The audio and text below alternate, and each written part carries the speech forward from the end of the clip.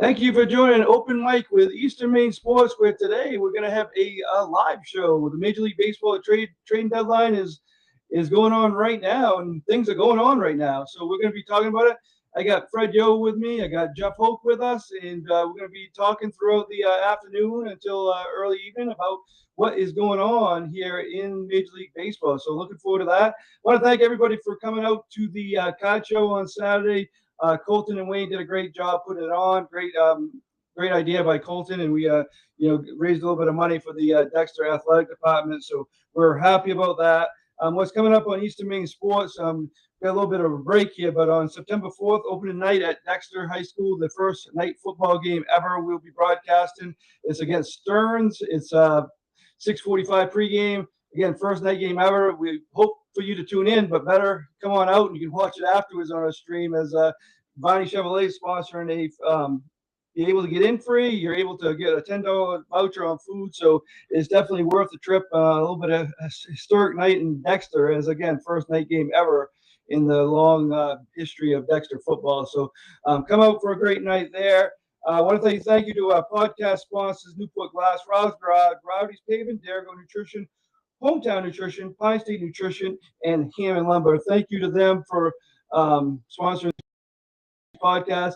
Most recent one, hopefully, milk does your body good. We had a couple of John Baptist students talking about why they drank a lot of milk during the Lobster Bowl week, and it was a fun podcast. Also, this coming Sunday, we got one with Zach White coming up. That was a fun podcast. He talked about a lot of things, broadcasting, a lot of things about his Dexter days, and just we just chatted for a bit. So that will be coming out this Sunday, August 9th at 8 o'clock in the morning. So that's it for that. What we're going to do now is right after this, we're going to be back with our live podcast. Open Mic with Eastern Maine Sports.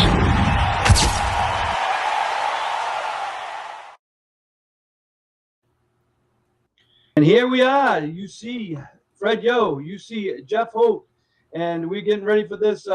Well, a lot of it has already happened. We call Jeff Hoke our Hoke bombs. The ESPN has their Jeff passing. We got Jeff Hoke here. Jeff, we'll start with you. Let's start with the Red Sox trade. Adley Rutschman, huh? You have to give up a lot to get something, and they gave up a lot, didn't they? They certainly did, and I was hoping that we wouldn't have to worry about giving up Ianson and Witherspoon at the same time.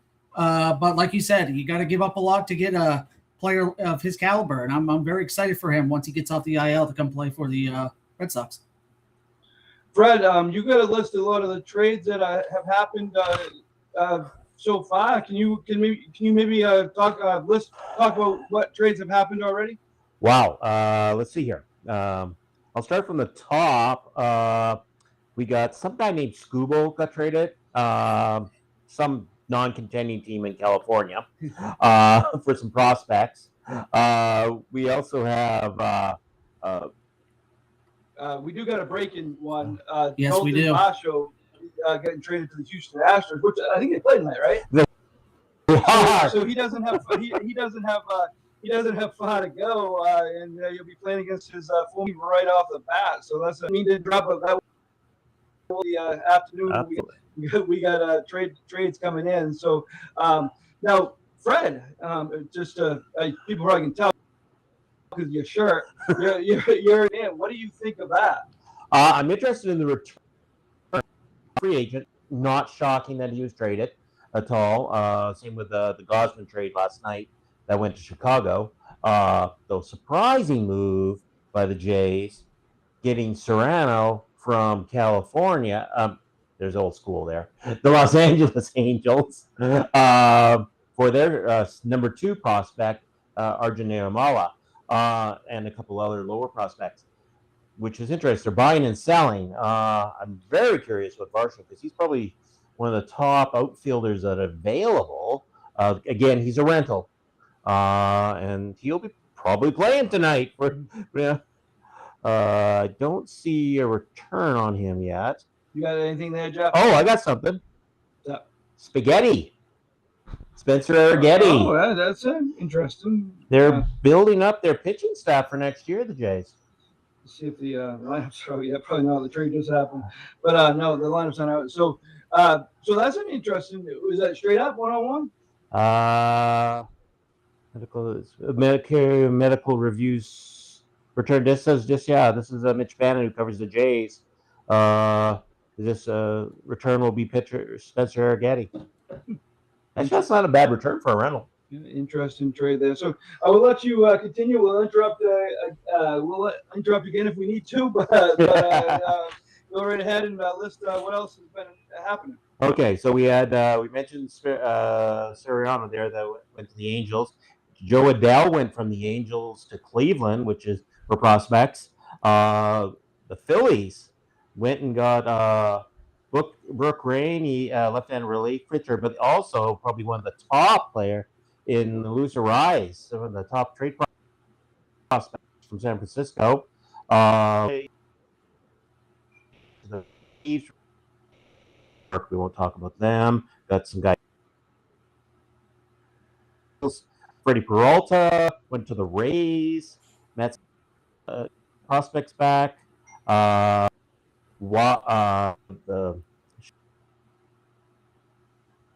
Castillo for prospects, plus Braves got Lane Thomas.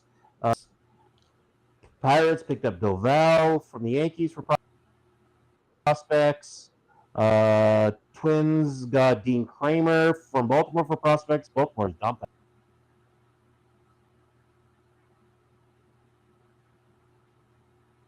Award from Baltimore. Angels sent O'Hoppe to the Rangers. We've got Sutter went from the Angels to the Braves. Brandon Doyle went to the White Sox from Colorado. We got Josh Smith in a situation. They picked him up from the Jays, picked him up from the Rangers for Adam Macko, I should say. Liam Hicks, one of the top catchers, went to the Rays from Miami. Padres picked up Robbie Ray from the Giants prospects, and we have the Dodgers saying they need a number 8 starter, Kyle Brubeck, for prospects. Braxton Garrett came from the Marlins to the Cubs. Oh, and Luke Weaver, part of the Mets sell down, went to the Pirates. And the Brewers did get on the board. Dustin May and JoJo Romero from the Cardinals to the Brewers. That's actually a nice little haul for them. Yeah, and that's Dustin May. That's what's got him last year. So, hey, welcome Chris Lesnar to the show. Chris, we know we've been talking. We just got on not too long ago. We've been talking about a few trades. What's your opinion of the Adley Rutschman trade to the Red Sox? Oops, can't hear. Can't hear Chris Lesnar. So we'll find out what he thinks later. But Jeff, what do you think of the Dalton Varsho trade to the Astros? I like it. He's a really good defender. It'll be good for them in the outfield. That's what they've been looking for. I think they tried to go after Kyle Stowers from Miami. They weren't able to get him, so they pivoted to Dalton Varsho. He can hit for power at times, but Frank can attest to this, but he is a great defender, and I think he's going to be great in that outfield. And right now, the Astros lead that division. They had a great weekend against the Rangers. If we happen to get Michael Savage on later, he's a big Astros fan, so he definitely would probably like that trade. And again, we got the Major League Baseball Network on here, so talking about Jose Sariano to the Blue Jays, and that's the one again, kind of a buy-sell thing, but it's more, they're kind of getting the pieces they kind of need for next year, and that's a good pickup, huh, Fred? Oh yeah, I mean, I love that move. He's got 2 more years after this year of control. He has got some great stuff, and you put him with a pitching coach like Pete Walker, the Jays have, who's known to, Robbie Ray comes there, wins the Cy Young. Dylan Cease could win the Cy Young this year. Gosman had great success. Bassett. They all sing the praises of Pete Walker as a pitching coach. And the Jays have spent a lot of money, like on their pitching lab down in Dunedin and their development, where they really work off season with the pitchers, and the khakis go to town on it. So I think you'll see some incremental improvement. I mean, look what the Jays did last year with their closer Louis Varland. He was kind of a struggling, a starter, kind of went to the bullpen with the Twins to get him, and this year he's got one of the most effective closers in baseball. Yeah, and what do you, Jeff? What do you think of the Phillies move? They're going to have to move positions around. It sounds like, but they kind of needed that another bat. It sounds like, and Harper's going to move to right field for the rest of this year, and sounds like they're going to move Bohm to first base and Bryson Stott to third base. Is what it sounds like right now. What do you think of the Phillies? It's interesting only because of the fact that you're moving around a lot to make this fit. And Arias is great. He's an on-base machine. He hits like no tomorrow. But I'm not a huge fan of what they gave up. This guy was only on a 1-year deal, and they wanted to sign him in the offseason originally. But you got what you need to get. Bryce Harper was saying that they needed some more hitters, and Dave Dombrowski listened, and they got him. Yeah, and Fred, let's talk about another Blue Jay that got traded. Someone who did a lot for the Blue Jays organization since they got him is Kevin Gausman, and he should help the Cubs tremendously, shouldn't he? Oh, he's locker room leadership. But the Toronto, I mean, if you watched it as I did on Saturday, his last start with Toronto, you saw the standing ovation by the fans when he left the field. He didn't just connect with 5 years with Toronto. He became part of the community. He doesn't live like someone was saying on Twitter today. He doesn't live like in a glass condo close to the Rogers Center. He lives in a community. His family's there. He's got 2 daughters. His wife were part of the community. So I mean, he made a real connection. It's probably one of the best free agent moves that the Jays have ever made. Yeah, I mean, as he's done a lot. He will help the Cubs. He is a free agent. Never know. Maybe he'll be back for Toronto. Never know. He's 35. He's actually not. He said at the beginning of this year he wasn't sure if he was even going to play after this year. Mm-hmm. He's a family man. He's all about what But I would welcome him back if he came back next year. Yeah, I'm sure you would, and as would all the other Jays fans. Jeff, what do you think? I mean, obviously you still got an hour and a half, almost 2 hours to the trade deadline. So there's still plenty of time, an hour and 42 minutes to be exact. What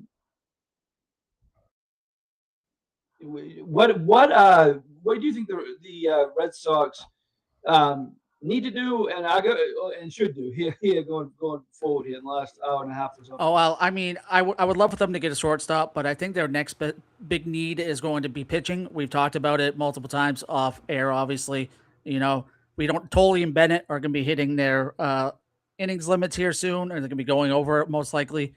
It'd be nice to get maybe one starter to kind of put in the back there just in case, you can never have too many. So I would focus on pitcher, and if you can get a deal done for a shortstop, that'd be great too, because we saw it the last couple of days. We saw it yesterday. The Red Sox won, obviously, but Andrew Monasterio isn't great defensively. So it'll be interesting to see what happens in the next hour and a half or so.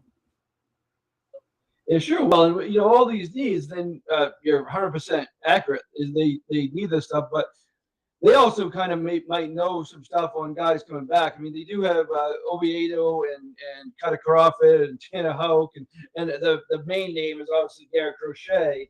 If they can get him back at some point, they might know something about these guys that we might not know on like their ETA back. So that's also a big thing. And at shortstop, Trevor Story, I don't think they should count on him because, well, first of all, he was great last year, but he's taking a little bit of time to get going.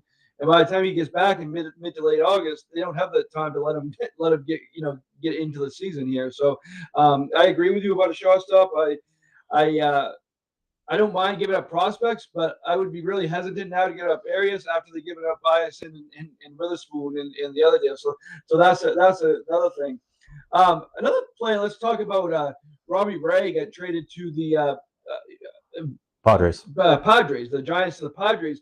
And Robbie Ray hasn't been great this year, but his last 8 starts, he has an ERA of 1.08.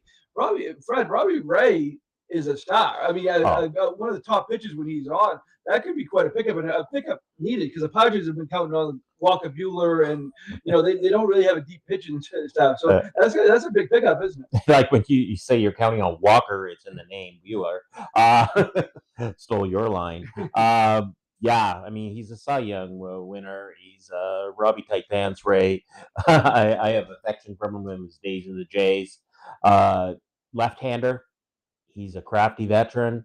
He's got stuff. I mean, yeah, he's had a down year, but I think going to San Diego, change of scenery, veteran club, he's gonna. I really think he'll excel with the Padres. Yeah, that's a big trade. And the Padres, just looking at the standings, I believe they're one game out of kind of big for them. They're one game behind. So the Phillies and Diamondbacks are tied for the second and third spot for the Wildcats in the National League. It's just kind of interesting because Miami seems to be selling, and they're only 1.5 out right now. So it's interesting because some teams similar place in the standings are doing totally different things. Pittsburgh's 3.5 out. They don't seem to be giving up right now, and so it's kind of interesting. In the American League, right now the Yankees are 2.5 ahead of the Red Sox.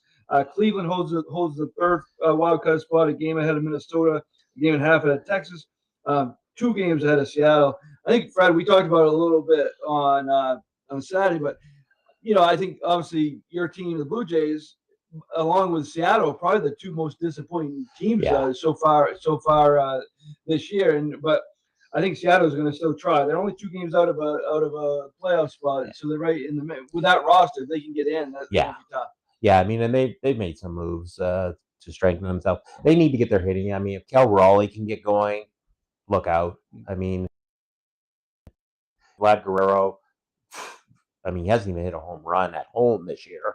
And then you have Cal Raleigh, 2 MVP type players that have just not produced this year. And I think you just tie that to each club's performance, that they've not been able to get the runs. Both teams, actually, the pitching has been good, but they've not been able to get the runs in when they need. I think the Jays, and I could be wrong on this, but lead the league with runners on base without scoring, leaving the runners on base. So, I mean, or near the top of leaving the stranded runners. So, yeah, I mean, I can't see. You never know, though. I mean, the Jays, I think they're, 4 back now? The Jays are, let's see. I mean, because they still have this Spitzer, Getty, and picking up Serrano. They still actually have a major league pitching staff. Yeah, they're 4.5 back. 4.5 back. I mean, they play Houston for a 3-game series, which is above them. Yep. So, I mean, is it a long shot? Yes. Yeah. But there's some club down in Massachusetts that was playing really horrible in June.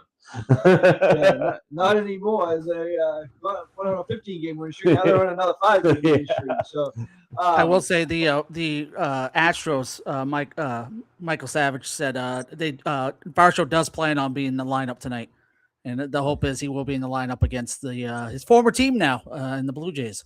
Yeah. He can come from the Blue Jays hotel and get in the Astros lineup right here tonight. So that'd be interesting. So, usually coming up here in the last hour and a half is when deals really get kind of pushing. I do want to say, people, I just reading online, as Jeff, you noted off of here, that you kind of expected people to be complaining, and they are, but you can't have it both ways. Either you want Breslow to go out and do stuff and get players. I believe Rutschman made the All-Star team this year. I realize he's been hurt and hasn't had his best year, and I know he was a replacement, but I believe he made the All-Star team this year. So it's not like he's defensively, he's still one of the better defenders. They've obviously had an upgrade there with him over Nevares. They got Jake Rogers right now. Rutschman's on the IL, so I think he's supposed to be going to rehab this week. I think that was a plan for the Orioles, so probably he'll be at Worcester or Portland this week. So he will get, it's a big upgrade over Nevares. As I said, people complaining because he's been hurt and they gave up a lot. they really did give up a lot, but as I said, you can't have it both ways. And Breslow said after he made the Curtis Mead trade, you can't try to win every trade. You got to try to make your team better this year.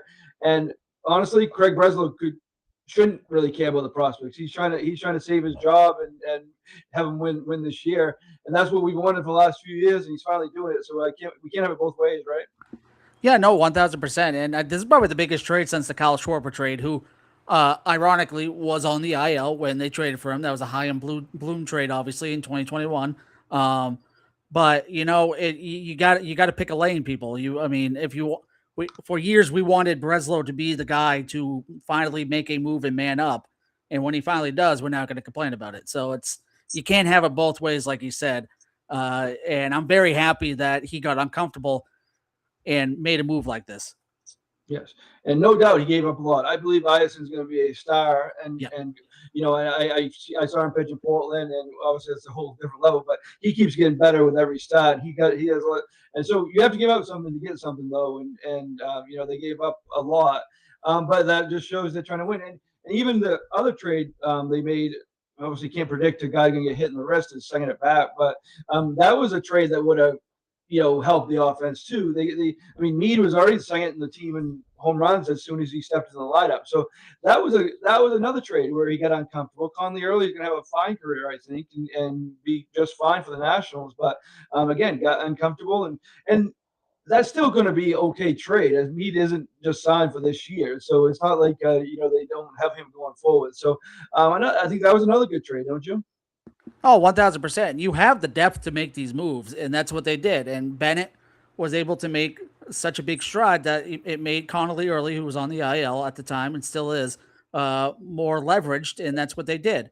It was a move that no one saw coming either. This came out of completely nowhere, just like Adley Rutschman came out of completely nowhere. You always say, Mark, that it's always with Craig Breslow, it's always a trade. Same thing with Chaim Bloom. It's always a trades that we don't think is going to happen. It's the least unknown are the ones that are made. It never gets leaked until it's through for a deal. Right. Kind of one of the reasons why I don't think they're necessarily done, but I almost don't think it's going to be Zach Neto, because that's what everybody's talking about. And that's you see everywhere online on X and on the Major League Baseball Network. That's who they're going to get. So I assume it's going to be somebody else at this point. And just to point this out, if to go back in time when you want to talk about prospects, how many prospects did the Red Sox have left over from the Mookie Betts trade? No, None. Again. Yeah. No. So the prospects are not Major League Yeah, players. Connor Wong, but that's not good when that's the only player. Yeah, exactly. That's my point. That is my point. Prospects are not Major League players. They're not guaranteed. Trying to think of the centerpiece was Dieter Jones, was it not? Yes. Jones, Yeah. Is he even in baseball? I don't think he is. I think he's out. Yeah, I think he's in Japan or one of the Korean teams now. Yeah. So there you go. So you don't know what you've got. You know when you got a Major League player because he's been in the major leagues. Yeah. Right. Exactly. Yeah. And again, I think I saw a stat, and again, I'm not taking it. I do think IS is going to make it, and obviously Conley Early has already made it, and I think both will be fine in the major leagues. But I think it was 80% of the prospects don't end up even being effective in the major league. They either don't make it at all, or they're in the league a year or less. So most of the prospects don't make it. So again, that's not taking anything away. I think they're getting a haul from the Red Sox also, so good for them. But now, what do you think? Let's talk about some other teams. Tampa Bay, right now first in the division. They have get a 2.5 game lead over the Yankees, 5 game lead over the Red Sox. They got some help today too, didn't they? Yeah, no, Liam Hicks. And Mark, I was huge on Liam Hicks. I actually, before they traded for Adley Rutschman, I wanted them to get Liam Hicks, but this is a great power bat for them. And that's what they needed in this lineup. They need some more pop. They usually don't do stuff like this, but I really like it. I think it's they're all in for winning the division now. They have a 5 game lead on the Red Sox. I think like a 2 or 3 game lead on the Yankees. So I love the trade. I hate that it was in division to I hate that it was to the Rays, but I think he's going to do well with the Rays. And the Yankees, I don't like to give them any credit, but Luis Garcia was a very good pickup. You know, as a very, you know, their weakness. I mean, you face them, especially without Judge. They're not very hard to pitch to, so they definitely need a bat. Fred, that was a big pickup, wasn't it? Oh yeah, absolutely. I mean, you had Liam. We're talking Liam Hicks, right? No, Luis Garcia. Luis Garcia. All bat, no glove, though. I mean, you're looking at he's probably going to play first base for them. And he played second for the Nationals. Yes. Just so he's going to platoon with Goldie. So I don't know. Goldie's going to be batting against left-handed pitchers. So he's. Yeah, it sounds like Garcia's going to be horrible versus righties. Yeah. It sounds a lot like Garcia's going to be against righties, and you know, Ben Rice is going to be a DH now, pretty much. Which, I mean, kind of sucks for him because like he's so young. You know, you don't want to make him a DH so young, but I mean, if it works, it works. He also came up to as a catcher, and they obviously didn't get you know, they were trying to get Rutschman also and trying to get Hicks also. So they that might be an option for them too, but it's tough to switch catchers like that. I mean, I know the Red Sox are going to do it with Rutschman, but you know, this late in the year with the pitching staff. But yeah, like you said though, the Yankees were in on Rutschman, I think, up until early this morning, and then they kind of balked on the medicals. They didn't really like his wrist, I guess. And next thing you know, the Red Sox jumped in. It's kind of nice to be able to block the Yankees from that. It's kind of the old AL East block, so it's kind of nice. I miss the days of that when back in the day when we were fighting for Anthony Rizzo and all that stuff. Like back in the A-Rod days of 04, the Red Sox didn't get him. Ended up back in the day working out the Red Sox. Yeah. So sometimes the best trades are the ones you don't make, right? But again, the big talk now. So, would you give up? What would you give up Arias for at this point? Oh, I mean, at this point, it would have to be maybe a CJ Abrams. Could be Neto. I'm a little more hesitant on, but it would have to be a big deal at this point. I mean, the biggest one I would have done was Goodman, but obviously you have your catcher now. So I would have gone Goodman if you didn't trade for Adley. But at this point, I would keep Arias and maybe find a lower level shortstop that can maybe fill that hole for now. We want to welcome Brian Salisbury to the podcast, and there's a Red Sox fan that I know isn't thrilled about the Adley Rutschman trade, but sometimes you get uncomfortable to get the players you want. What do you think, Brian? I don't think it was the best trade out there. Matter of fact, I think it was, you know, I was going through the list of trades earlier today, and I think it's one of the worst ones for today. It's not that one, I'm a huge Ianson fan. I think he's going to be one of the coming up. He's going to be one of the better pitchers in baseball in the next few years. But two, I mean, I like Adley Rutschman. I've had him on my fantasy baseball teams ever since he's came out as a minor leaguer. He's one of my favorite players, but my God, this is his fifth trip in the last 2 years to the injured list. He's always hurt, always. And he might give you 350 at-bats a year. To give up that many prospects and that significant of a prospect, I think was a little bit over. Granted, you do have to overpay at this time, but I think that's a really big overpay. Okay, let's just say the Red Sox win the World Series and Rutschman is big in the postseason. Would you say it's worth it no matter what happens with those other guys? If they win a World Series and Rutschman's a big part of it, absolutely. I will go on Facebook and say I don't know anything about baseball. or even win the ALCS. I mean, even getting that far. Let's say they win the ALCS and lose to the Dodgers. Would that still be worth it? If Rutschman's a big part of it, again, I just don't like the injury history with that guy. It's tough to swallow for me as far as how many times this guy's actually available. What does he have for years remaining on his contract? 2028 will be his free agent year. So next year, and then he'll be a free agent in 2028. So we do have 2 years. And again, then- we gave up our.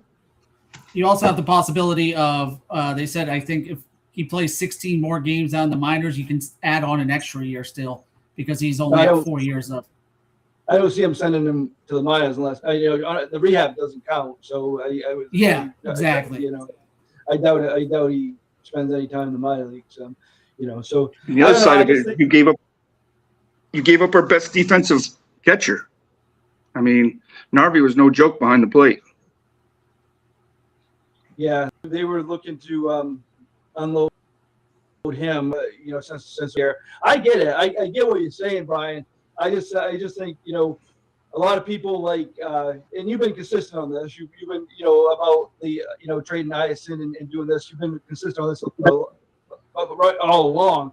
But there's a lot of people who wanted them to, they wanted to go all in, and they want Breslow to get uncomfortable, and then to get whoever, and then when he does, it's bad. And again, you're not in that category, but there's a lot of people who like trade whatever to and then get upset at Breslow the last couple of years because he didn't do anything, and now he's actually made 2 trades. I know the Mead trade hasn't worked out because he got hurt, but he's done that twice. And again, they got to have another hour here, so they might still do something else. But you're probably in the camp where you wouldn't give up Arias no matter what now, right? Because you already give up Iacin. Oh no. Arias is still available. Just depends on what you can get. For CJ Abrams, I would give up just about anything we had. Doesn't matter. Whatever it takes to get that cat in the building would be huge. I'm not a huge Ellie De La Cruz fan, just because, one, he's not signing. He's not trade and sign. He's going to free agency. There's no doubt about that. He wants to test free agency. So that one's going to be a tough sign. But CJ Abrams, I think, is signable. And I think in a few years is what Arias can be, but right now is what we're talking about. And I would give up just about anything for CJ Abrams. Neto, I would have to think about it a little bit. I love Neto. Neto gets a bad rap about his defense. I don't get it because, he's only been in the league 3 years, and his first 2 years, he was first or second in defensive WAR or range factor. He's a good defensive shortstop. I don't know. He's having a tough year this year, but how much is that played up by who really wants to play for the Angels right now? It's got to be tough to go to that ballpark every day. But that was the prize. I didn't think Abrams. For whatever reason, I didn't think Abrams was going to get traded. So I thought Neto was the big prize there. And if they can still pull that off, I would think about it. Depends on what else they have to throw in with it. Chris, can we hear you now? Can you hear me now? Yeah, we got you now. You're back. How you doing? What do you think of the Adley Rutschman trade? They gave up a lot, obviously. But again, right now Rutschman's on the injured list. I know we talked about it throughout here. Jeff likes it. I'm okay with it. Brian doesn't really like it. What do you think of that? Never can predict injuries. As long as he stays healthy, I'm definitely good with it. I can understand them getting rid of Narvaez. He definitely wasn't having the offensive season he had last season. So I think Rutschman just is another bat they can add to that lineup. And honestly, when me and Mark went to the Yankee series, they had just lost 2 out of 3 in Colorado. Would you think, Mark, sitting here on this date that we'd be talking about Red Sox as a World Series contender? No way. And again, we got out there buyers and sellers. I said, well, right now, sellers, that could change quick. When I said I might change my mind. And I did, obviously. But I don't think any of us could predict what's going on with the Red Sox. Because this has never happened in Red Sox history. And we saw the beginning of that turnaround. We were there to see that. They did lose 2 out of 3 after that to the Nationals, right? But then after that they went on their long winning streak. But yes, that was kind of the start of it. They had that plane trouble in Colorado. Mind you, they just had more plane trouble getting back from Los Angeles, but they did get back at some point today. But Last news: Red Sox just traded their traveling secretary to Colorado. but that was the start of it. They came back from Colorado.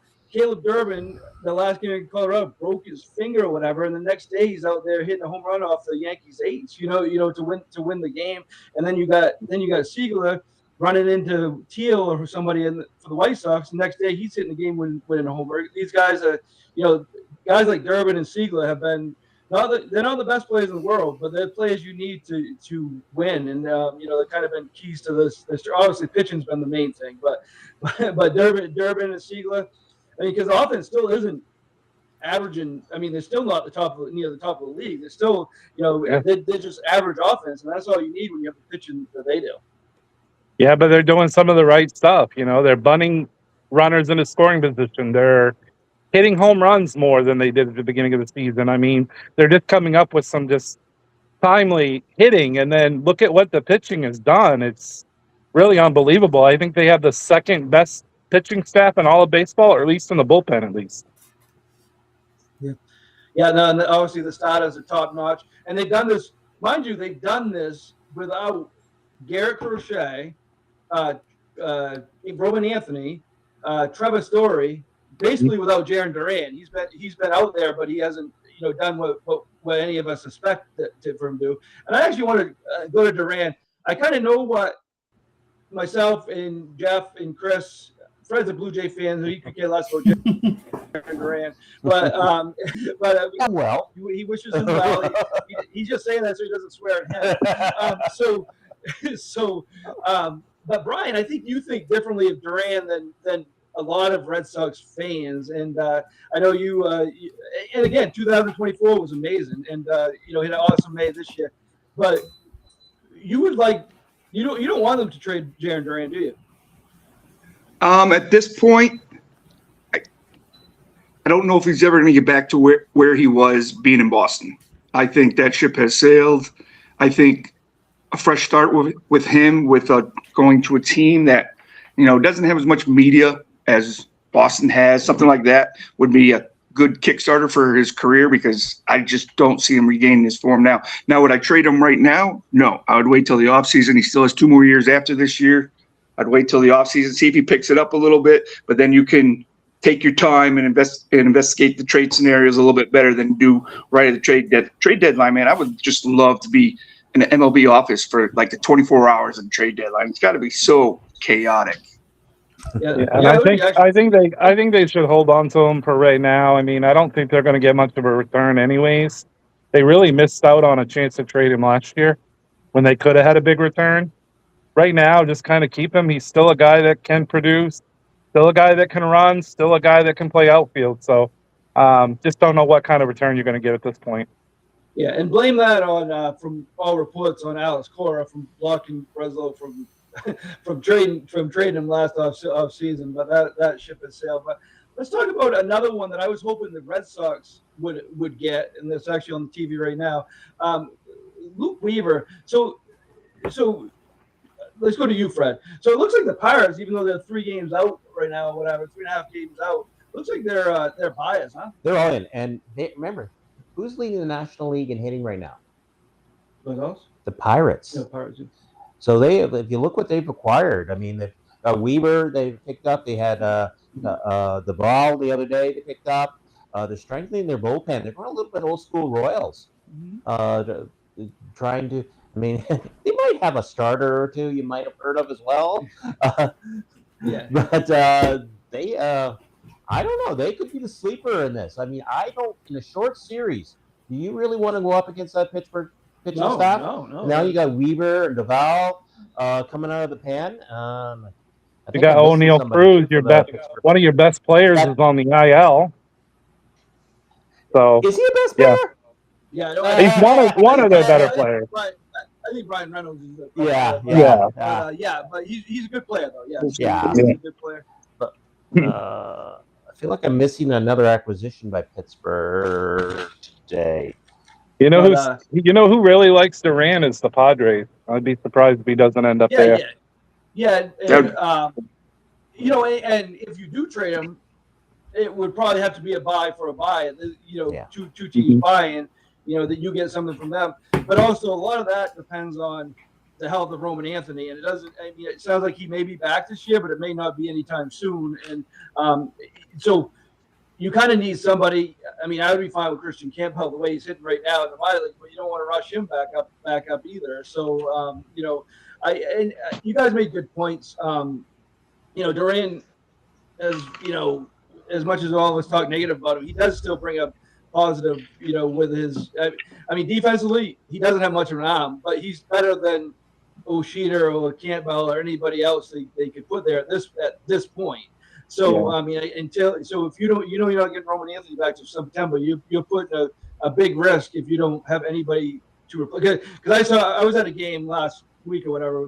Jahmai Jones there, he wasn't very good in left field. They tried to play him left field at Fenway, and he wasn't very good. Looks like Jeff Oak's raising his hand. He hit that something. Go ahead, Jeff. John Heyman just posted that Clay Holmes and Tyrone Taylor have been traded to the Cubs. Oh, wow. Okay, all right. So the Cubs are definitely all in. They proved that with the Gosman trade, and that's a Cubs are going to be a scary team. A lot of these teams, like Fred mentioned, the Pirates. I mean, obviously the toughest spot for them is going to be getting in. I mean, if they get in, they're going to be tough. But I thought one of the most underrated deals of the day was Rise to Philadelphia. I think that there's a lot of swing and miss guys in that lineup, and Rise is the real contact guy. I think he can really help that lineup. And then what the Brewers did. You're going to have a key lefty if you're going to be facing, Schwarber, Harper, Ohtani, Freeman, those guys come playoff time. So good job by Milwaukee to get a pitcher as well. And I don't know if we mentioned it, but the Cubs also added Zephyrshawn, I think is his name, the old Red Sox prospect from a couple of years ago. They also added him, who closed out the Brewers yesterday. So they're loading up in the bullpen and with arms, and I'm really liking what they're doing right now. Yeah, and the Cubs, again, right now the Cubs sit they're the top wildcat team in the National League. They're four up on the Diamondbacks and Philly. So they're in a good spot right now to definitely host a playoff series at least. And again, they're 6.5 back of Milwaukee, so they're not out of that either at this point. So the crazy thing though is Miami's only a game and a half out, and they've been sell. Yeah, I think that long losing streak really, even though they're not far out, it's just interesting that teams in similar positions, doing different things. I was just reading the Yankees. I mentioned Ben Rice maybe catching, but it says the Yankees do not have any plans of putting Ben Rice back behind the plate here, going forward. So they're going to get crowded when Judge and Stanton get back. Though. Right. That's I don't know. That 3 first baseman plan is going to really help them out there. I see another name mentioned. They all still can't catch a ball. Yep. And I saw that Anthony Volpe was another name mentioned that might go somewhere else. Yeah. He's about as worth as much as Jarren Duran is right now. I would say less, actually. Yeah. I would actually say less. I'd rather have Trevor Story playing the last 6 weeks than I would have him. We have another in-division trade though. The Rays and Orioles are Orioles are sending Tyler Wells to the Rays. Okay. It goes with the closers. Yeah. Yeah. So that's interesting. And the Rays have actually had a good day. Yeah. They've had a very good day. They've had a good day, and and this is where the Rays can do damage because they're not going to do it in the free agency market in the off season. They're going to do it right now, and they've done good. So the Mets acquire, I think you mentioned that Jefferson Rojas in that trade for Holmes and Taylor. So that was the trade there for the Cubs. When we talk about the season too, that we always hope the guy would turn into what we expected he might be, but the season that Ceddanne Raphael has had. Oh yeah. Unbelievable. I mentioned it. I mentioned to you guys. I also mentioned to Brian. I am surprised. I'm happily surprised. I thought someday he may be a superstar, but I did not think this soon. But we already knew defensively, I mean, superstar. And I think part of this too is, and again, I don't want to say much bad about the previous manager, but he was going back and forth from center field and second base all the time, hitting all over the place in the lineup. Once he got put in the 2 spot in the lineup, and he knows he's playing center field every day, he's been a different player. What do you think about him, Brian? I think he's been fantastic. Right now, you got to look at him like he's one of the better contracts in baseball. I mean, for what he's producing and for what we pay him yearly, and we got him locked up for what, another 4 years after this year.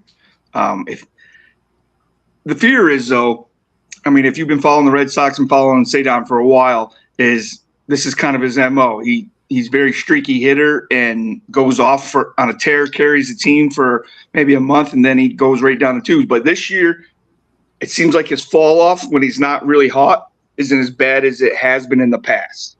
And I think that has a lot to do with, understanding the strike zone a lot better. He's still one of the worst in baseball in the IBS system, but yeah, the chase rate he's gotten better at this year. But even when he's not producing, I mean, he's obviously an all-star defender in the outfield as well. So.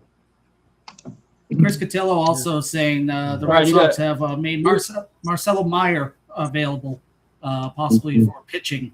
So Meyer is dangling out there right now. Yeah. And he's another one. He's another one where his value is pretty low right now. But honestly, with him, I don't know. If it's going to get higher. I mean, because I don't know with Meade, with them having Meade now here going forward, like in the future years. And them having Arias still a shortstop, and I don't know if Maya's going to get a chance to prove anything going forward.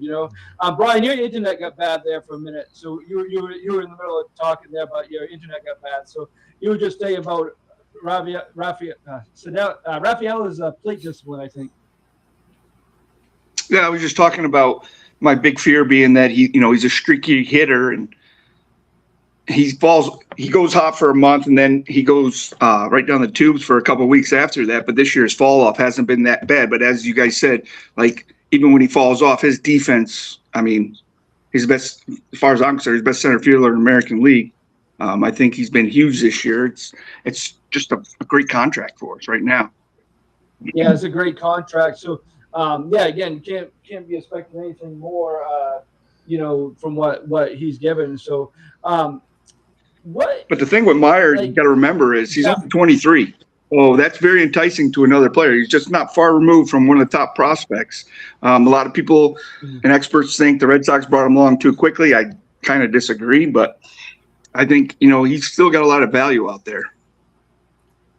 Yeah. So, I mean, he probably does have more value, obviously, than somebody like Jarren Duran at this point. They might be able to, get something from him. So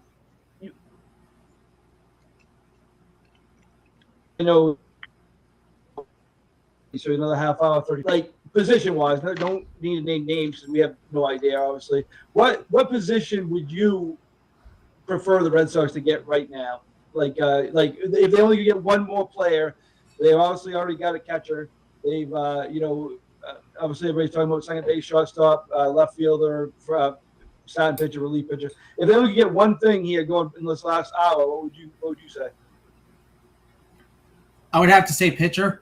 I think I talked about it earlier too. A starting pitcher, even a bullpen arm.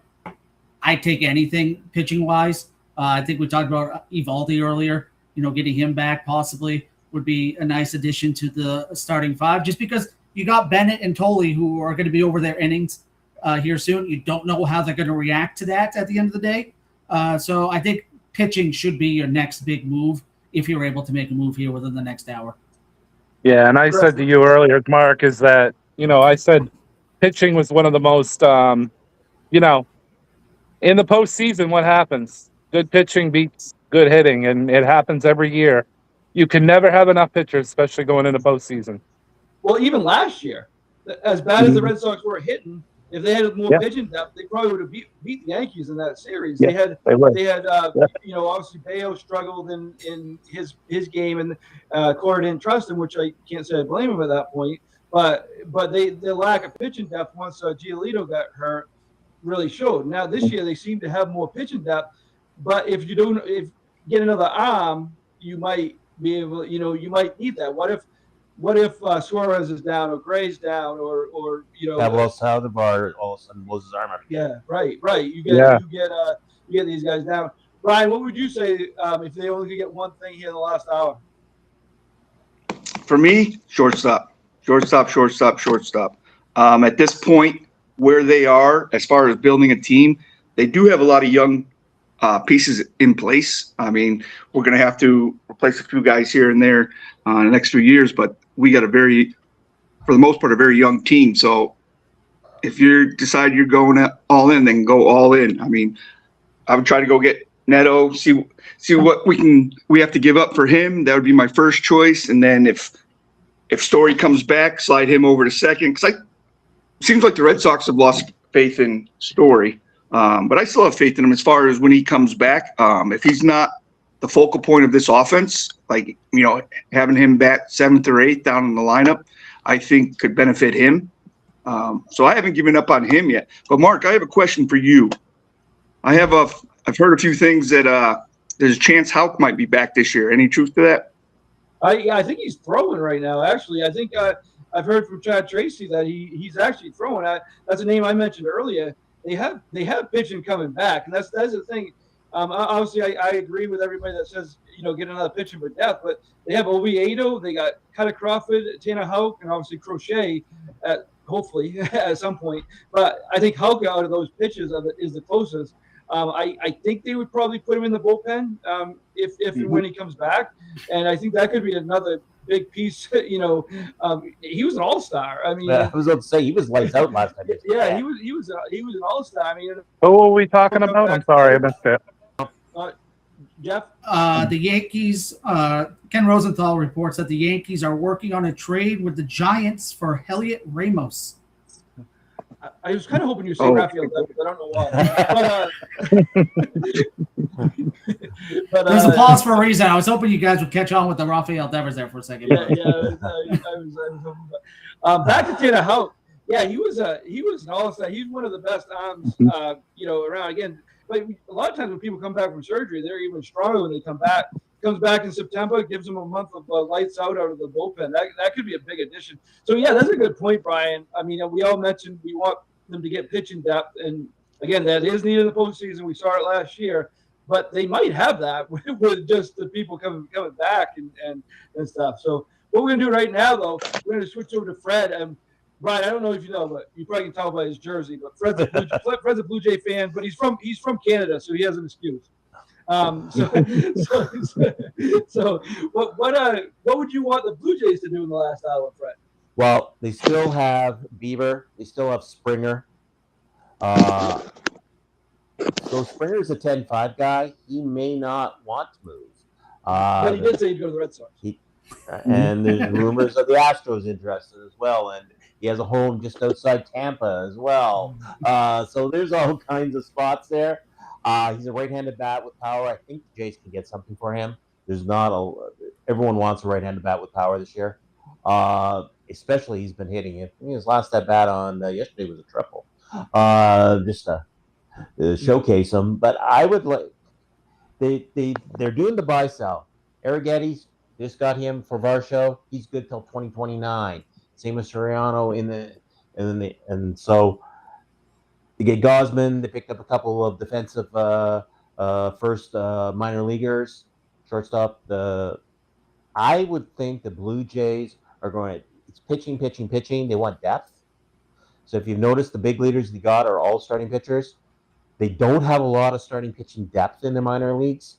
So I would think that they would probably try and get some pitching in return for the remaining rentals they got.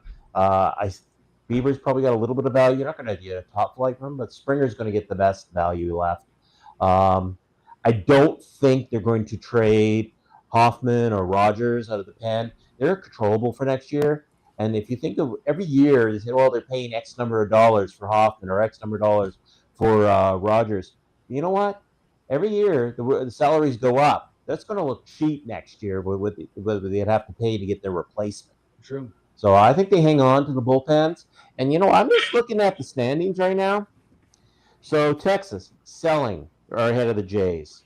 Baltimore, selling big time ahead of the Jays. Detroit, selling, ahead of the Jays. So you got the Jays, or actually, the teams that are actually staying in the hunt are Seattle and Minnesota. There's only 2 teams that are ahead of them that stayed in the hunt buying. And I would say Toronto's better than Minnesota, even though the Yeah. standings don't show it. I mean, Seattle, I think on paper is probably the best team out of that bunch, but they just haven't. I mean, they have a good series against the Astros. Who knows? Boy, Red Sox. I love when the Red Sox are. What's that, Brian? I love what Toronto's have done so far. I think they had the best trade deadline of any team out there. I mean, yep, they're selling, but at the same time, they're keeping an eye on the future. I really like the trades that Toronto has made. Question for you, though. Any chance they would do 1-for-1 Springer for Duran? No. The Jays are, I'll tell you one thing, the Jays are very hot. After the shit, though. But the Jays are huge chemistry guys. Huge. They I will. tell you what, I would love for the Red Sox to get Springer just based on his postseason experience. He's obviously been there and done that. That would be huge. But again, I think the next player we get is probably, for Boston, is probably going to be like me and Mark discussed. Probably somebody we weren't even thinking about, probably. Yeah, because most of these deals, even not just Breslow, but as Jeff pointed out before, Breslow ends up being guy. I mean, 2021, did anybody talk about Schwarber before they got Schwarber? They didn't talk about Curtis Speed. Really, Rushman wasn't talked about until this afternoon. Yeah. So they usually do stuff. And another trade, Joey Bart got traded from the Braves to the White Sox catcher. So that. Brian and I are actually going to see the White Sox and Red Sox Wednesday. We're going to see some different players there for the White Sox, which should be a good series. Now, I assume this won't be much of a return, but the Red Sox did trade Tyler Uberstein to the Braves as of 6 minutes ago. Yeah. That won't get you. That's not. I would assume that's more of a prospect return, but that was a trade that just went through. oh yeah, Probably freeing up some 40-man space, too. yeah. Was he on the Could be just one of those players to be named later type things. Right? He was not that long ago. Was a decent prospect. Yes, Yeah. he was. Yep. So that's kind of weird. Can we also We're in the talk last about hour. Can we also talk about the impact that? I mean, just a couple months ago, as I was telling you, Mark, on Saturday, the Red Sox fans wanted to do a public hanging of Brian Bello out on Causeway Street, but boy, what he's done as a reliever is really valuable. Yeah, I mean, that game Friday night against the Dodgers, they wouldn't have won that game without what he did out of the bullpen. Again, I don't think anything's changed though. He went down the minor leagues and because he was doing fine out of the bullpen before he went down. It was just he can't pitch as a starter for some reason, which is weird. But Players in the right role, though. Yeah. I mean, Hoffman as a closer for the Jays was horrible. Put him in the setup role. He's one of his strikeout percentage is leading the league, I believe. I read something. yeah. So Bayo's very Yeah. valuable to them and what they're doing right now. Because you get a shot out, and if Sandoval or Gray struggle the next 2 nights, he'll come in and keep them in the game or help them win the game. So what he's done, I mean, they've won a few games. The last game against the Mets before the All-Star break, they won because of what Bayo did. Friday night against the Dodgers, they won. Because I remember most of us saying that we didn't. When they did that day, they sent him to the minor leagues. I think a lot of us were saying we never wanted to see Brian Bayo pitch again.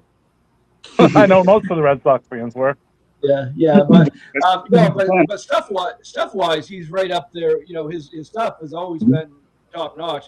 It's his mind that doesn't seem to be there. But it seems like he's accepted the role now. I guess it's probably kind of hard not to be a good teammate when your team's 28-5 out of the last 33 or whatever. So it's kind of tough to come in and say you're not happy with the role, but he's doing it well. And did you guys see that?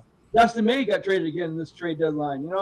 Yeah, for Milwaukee. I discussed Milwaukee earlier. I thought that pickup was decent, but I thought the pickup with Jojo Romero, the lefty, will really help them out of the bullpen.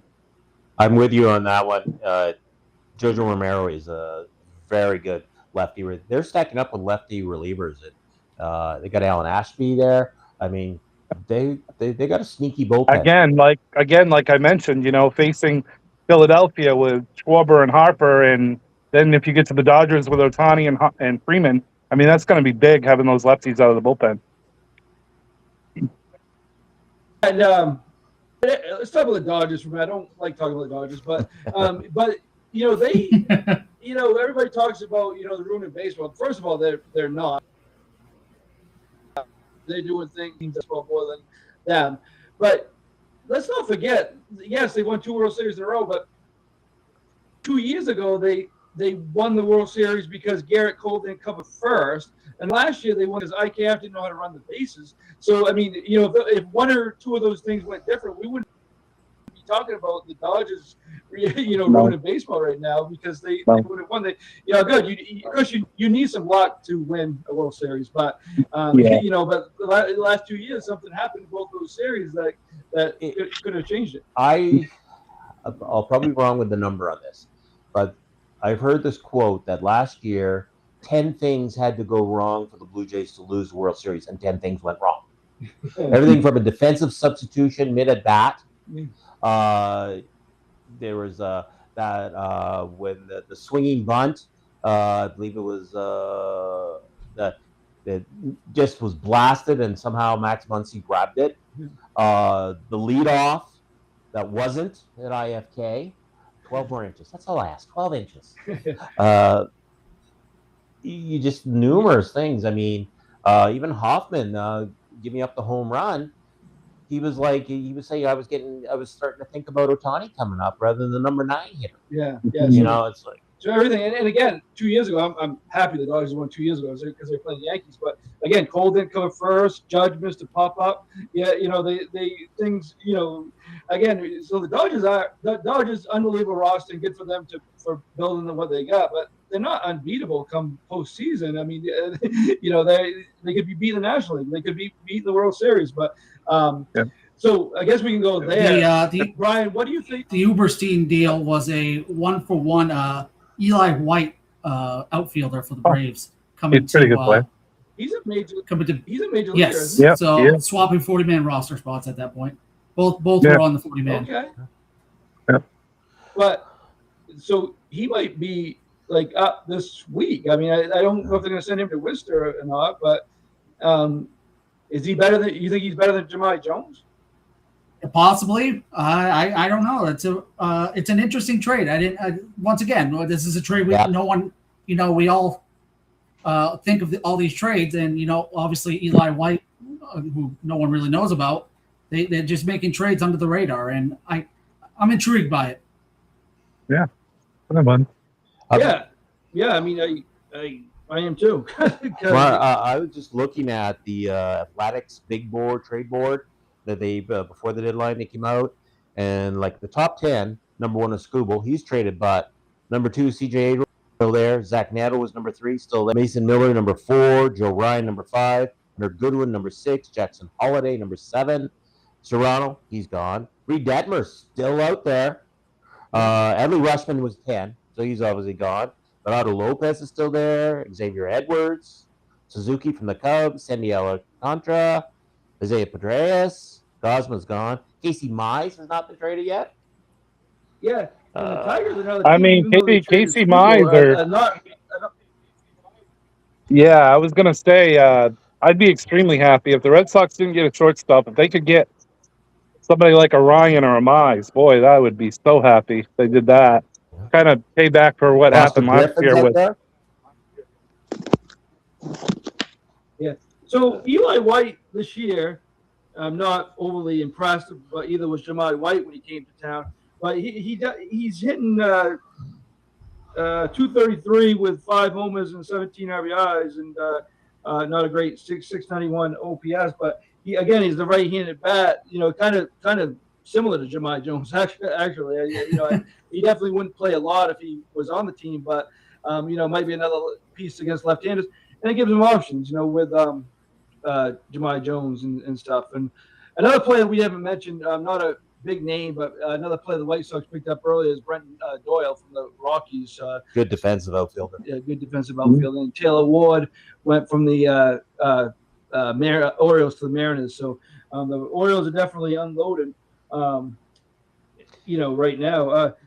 A pitcher I like for them, but obviously they're probably not going to trade is their ace, Rogers. But Yeah. He's a pretty good pitcher. So Matt Chapman for the Giants is still out there too. Matt The Chapman. Giants are trying to get you want a good And the defensive Elliot third baseman. Ramos trade, Bullpen. the I'm Yankees sure is we're about going to to go see through. Cano for Baltimore. The remote, yeah. Which Yeah, that's still some really, really good Decent players pickup out for there. them, but- So, yeah. back. I mean, and Bellinger's out now too, so they got players coming back that maybe they're not coming back. Maybe that's why maybe that's why they're making these moves. I don't know. There's still, if you look at the Yankees' Achilles heel, it's their fielding defense. Yeah. And it's still bad. It's actually probably worse. Right? Yeah. So Yeah. And so that Eli Doug's White can coming up play. at 5. What's that? I can't see you, Chris. I said that that Eli White can play. He plays all three outfield positions. So just some more depth there, but it kind of makes you wonder whether there another outfield move might be coming. He also doesn't have any options left, so So he will be he's out. on he's on the major league roster. So maybe there's another move coming. Maybe Jemai Jones is the odd man out. I don't know. It'd be interesting. Yeah, and well, one thing they kind of been short on here in the last couple, even with Jemai Jones, is outfield depth because they've been, which is odd to say because they had plenty early in the year, but they because when Jones DHs or they don't really, their fourth outfielder is Oshida, or when Oshida DHs, their fourth outfielder is Jones, so they're kind of short there. So I do think another bigger move is coming still, and we got 45 minutes, 50 minutes left here before the deadline. So And don't forget, they'll trickle in a little bit afterwards. yeah, but- usually takes about 10 minutes afterwards because if there's a log jam in the MLB offices with trade calls, you're not going to hear a lot of them till like 6:05, 6:10. So I did hear today they've gone computerized, so it's no longer having the phone in because both teams have to send in basically an email with a timestamp on it, and they're going this, but the timestamp's the important piece. That ruins the fun. yeah. So Did it go in the spam folder? So what do you like? Obviously, what do you think of the? I mean, going forward, obviously the Red Sox are 60-51. None of us could have saw this coming on June 25th or even July 2nd. But Brian? What do you think has been the biggest reason for this turnaround? I think the biggest thing is getting rid of some people around the clubhouse. For one, that was a big deal. I think it was a lot bigger deal than anyone talked about, in my opinion, as far as what was happening in the clubhouse. And the other side of it is sticking to the game plan. They've done some from the beginning of the season. They really haven't changed much. Their approach, the pitching, they haven't changed much at all. They've just been sticking to what the game plan has been, and really it's just lightning in the bottle. There's really no rhyme or reason to it. I mean, the pitching's been steady all year long. You can't say, the pitching's been good, because the pitching's been steady all year. We started to hit a little bit more. We're still league average at best, but I think, once next year when we get Scooble, things will be a little bit different. Let me ask you guys this question: how much? Yeah, because like when I they went did. down a couple of weeks ago to watch Cease one hitter against the Red Sox, I didn't recognize that Red Sox lineup. And if you compare it from the beginning, how much? But Chad Tracy was the manager for most of those players down with the Wo Sox. Yep. How much do you think his relationship with these players has made a difference? Oh, I think it's huge. And nothing against Alex Cora. I think he's going to be a great manager where the Phillies or whoever signs him next going forward. Now, this isn't a bash against Cora, but Cora's a great manager, but I don't think he's a great manager for this group. This group of players. I think a lot of them but I mean, Hope I'm coming. go ahead, Hope. The Colorado Rockies are trading once starting pitcher turned bullpen arm Antonio Senzella to the Brewers. Oh, Brewers loading up on loading the bullpen. bullpen, yeah. You said Rockies. I was thinking Hunter Goodman to the Red Sox, but I was like, oh, they already got a catcher, but they could get, use him as DH, right? That'd be a 1-2 punch right there of Rutschman and Goodman in that lineup. I tell Hey, you Mark, what. I gotta point out your very awesome marketing scheme. They want to see your face. They got to look at the sponsors. That's true. We can move that. That's true. My big face is behind the sponsor. That's right. So the Yankees gave up their number 5 prospect in Lane, a 22-year-old 6'7" lefty, for Elliot Ramos in the Giants trade. Steve Price. That's a tough. Yeah. Yeah. So back to Fred's question. Yeah, I think Tracy's relationship with these guys before is a big reason. I mean, obviously Siegler. I don't know if Siegler would have got this chance with Cora. I don't really know. I don't know what other options they would have had. But I don't know if Siegler would have got this chance. A lot of these guys. Obviously he even had Rafaela at one point. Go ahead, Jeff. The Giants are close to acquiring Marcelo Meyer from the Boston Red Sox for reliever Eric Miller per Kevin Rosenthal. That's a good get for a reliever. Doesn't look like Brian. I don't like him. You don't like that, Brian? He had more value than that. I think they're thinking subtract. No, but I don't know if he does because, and also, I honestly, and I've said this to you guys, I don't think they were going to have Meyer and Anthony on the team past this year. And if they can get a piece that could help them big time this year, right now, even though maybe they could have got more. Maybe they could have got more in the offseason. But I and it's child's play, Meyer and Anthony. But I think Anthony is going to be Anthony more without his best friend around. I think he can be sat a little bit down at Fort Myers for a couple of weeks thing. But I think that's it was addition by subtraction. Yeah, you're right about that. The defense of Myers is location, fresh start, so he's not reading his name in the Boston papers online. he needed a change. He needed a change of scenery for sure. It's not official yet. They are Jeff, working towards it. Right, I believe it's in the medical stages right now. What it sounds This like. is gonna be one. This is gonna be one a lot of people aren't gonna like, and like Brian doesn't like it, and I think the majority won't like it. But I think it's. First of all, I think Miller's I don't know his numbers off the top of my head, but I believe he's a pretty good relief pitcher too. And 2.86 ERA this year. Yeah, and for a team that's not very good, so he's going to slot in. I mean, if something happens where Guerrero goes back to, because this is a surprise what Guerrero's doing, but you got Chapman, but you also got Slayton and to set him up.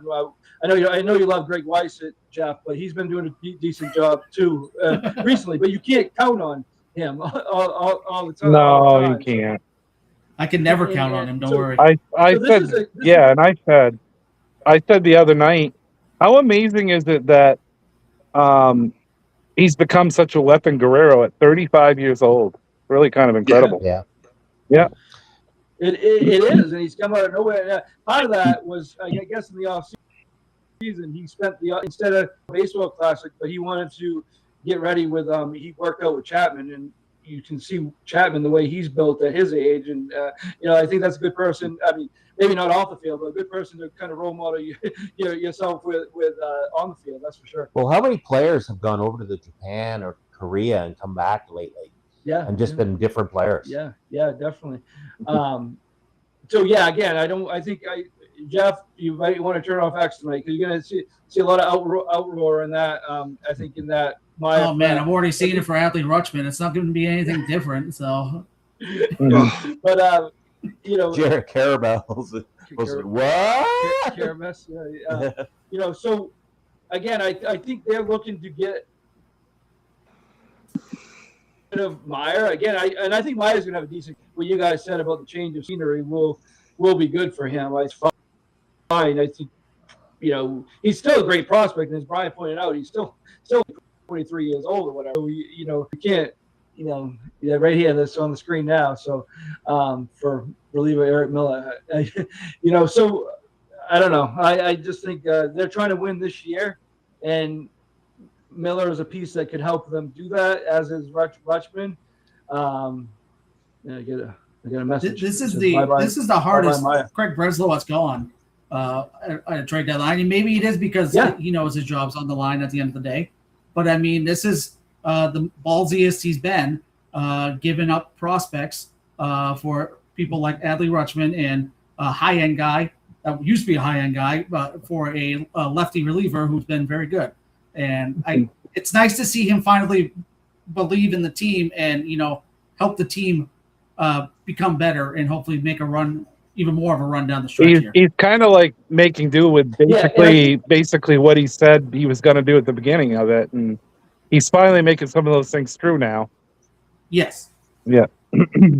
Well, also, just to make this point, but 3 years ago, Baltimore, up-and-coming team. Look at all their prospects. They hugged. They did not trade any of those prospects for starting pitching they needed, other than the Burns trade for one season. And look at them now. They're selling off left and right, and what have they won? Yeah, right. And as I said earlier, good point. And as I said earlier, they had a number earlier. There's 80% of the prospects either they don't make it at all or in the league like one or few years. So I mean, again, a lot of these guys, I think Meyer's going to be fine. I do, and I think Iason's going to be great. But the other guy, Witherspoon, I do think so, but I don't really know too. That's I don't. He's one where we don't know. So I mean, but you got to try to win now. They have a legit shot, I believe, in winning the World Series. I mean, I know the Dodgers are favorites, and they should be, but I mean, and I know they didn't beat the Dodgers at full strength this weekend, but they beat the best pitcher now. But the Saturday night, Rafael hit 2 home runs off of his pitch there. That he's never given up 2 home runs to anybody off. So I mean, they beat a good team, good pitching, and I think they're capable of beating anybody. They've swept. Can't say they haven't beaten anybody. They've swept the Yankees, Rays, White Sox, and Dodgers in the last month. So I mean, they have to go all in. They got this chance because honestly, this chance might not come up again for 10 years. Hopefully not. Hopefully it comes up again often. But and you have Eric Miller. So you have Eric Miller. The trade is in the physicals, pending physical. You have Eric Miller until 2030. So he's under contract until 2030. There you go. So he's not just getting these players for this year. You got him going forward. Go ahead, Brian. No, I just had a question for you, Mark. But first, I'd like to point out, do you see the other name that came back in the Adley Rutschman trade? Jake. Yeah, the Rogers, and that's. I think he's going to be gone as soon as Rutschman gets back. Or hear me out. They re-sign him because he's Scooble's personal catcher. There you go. You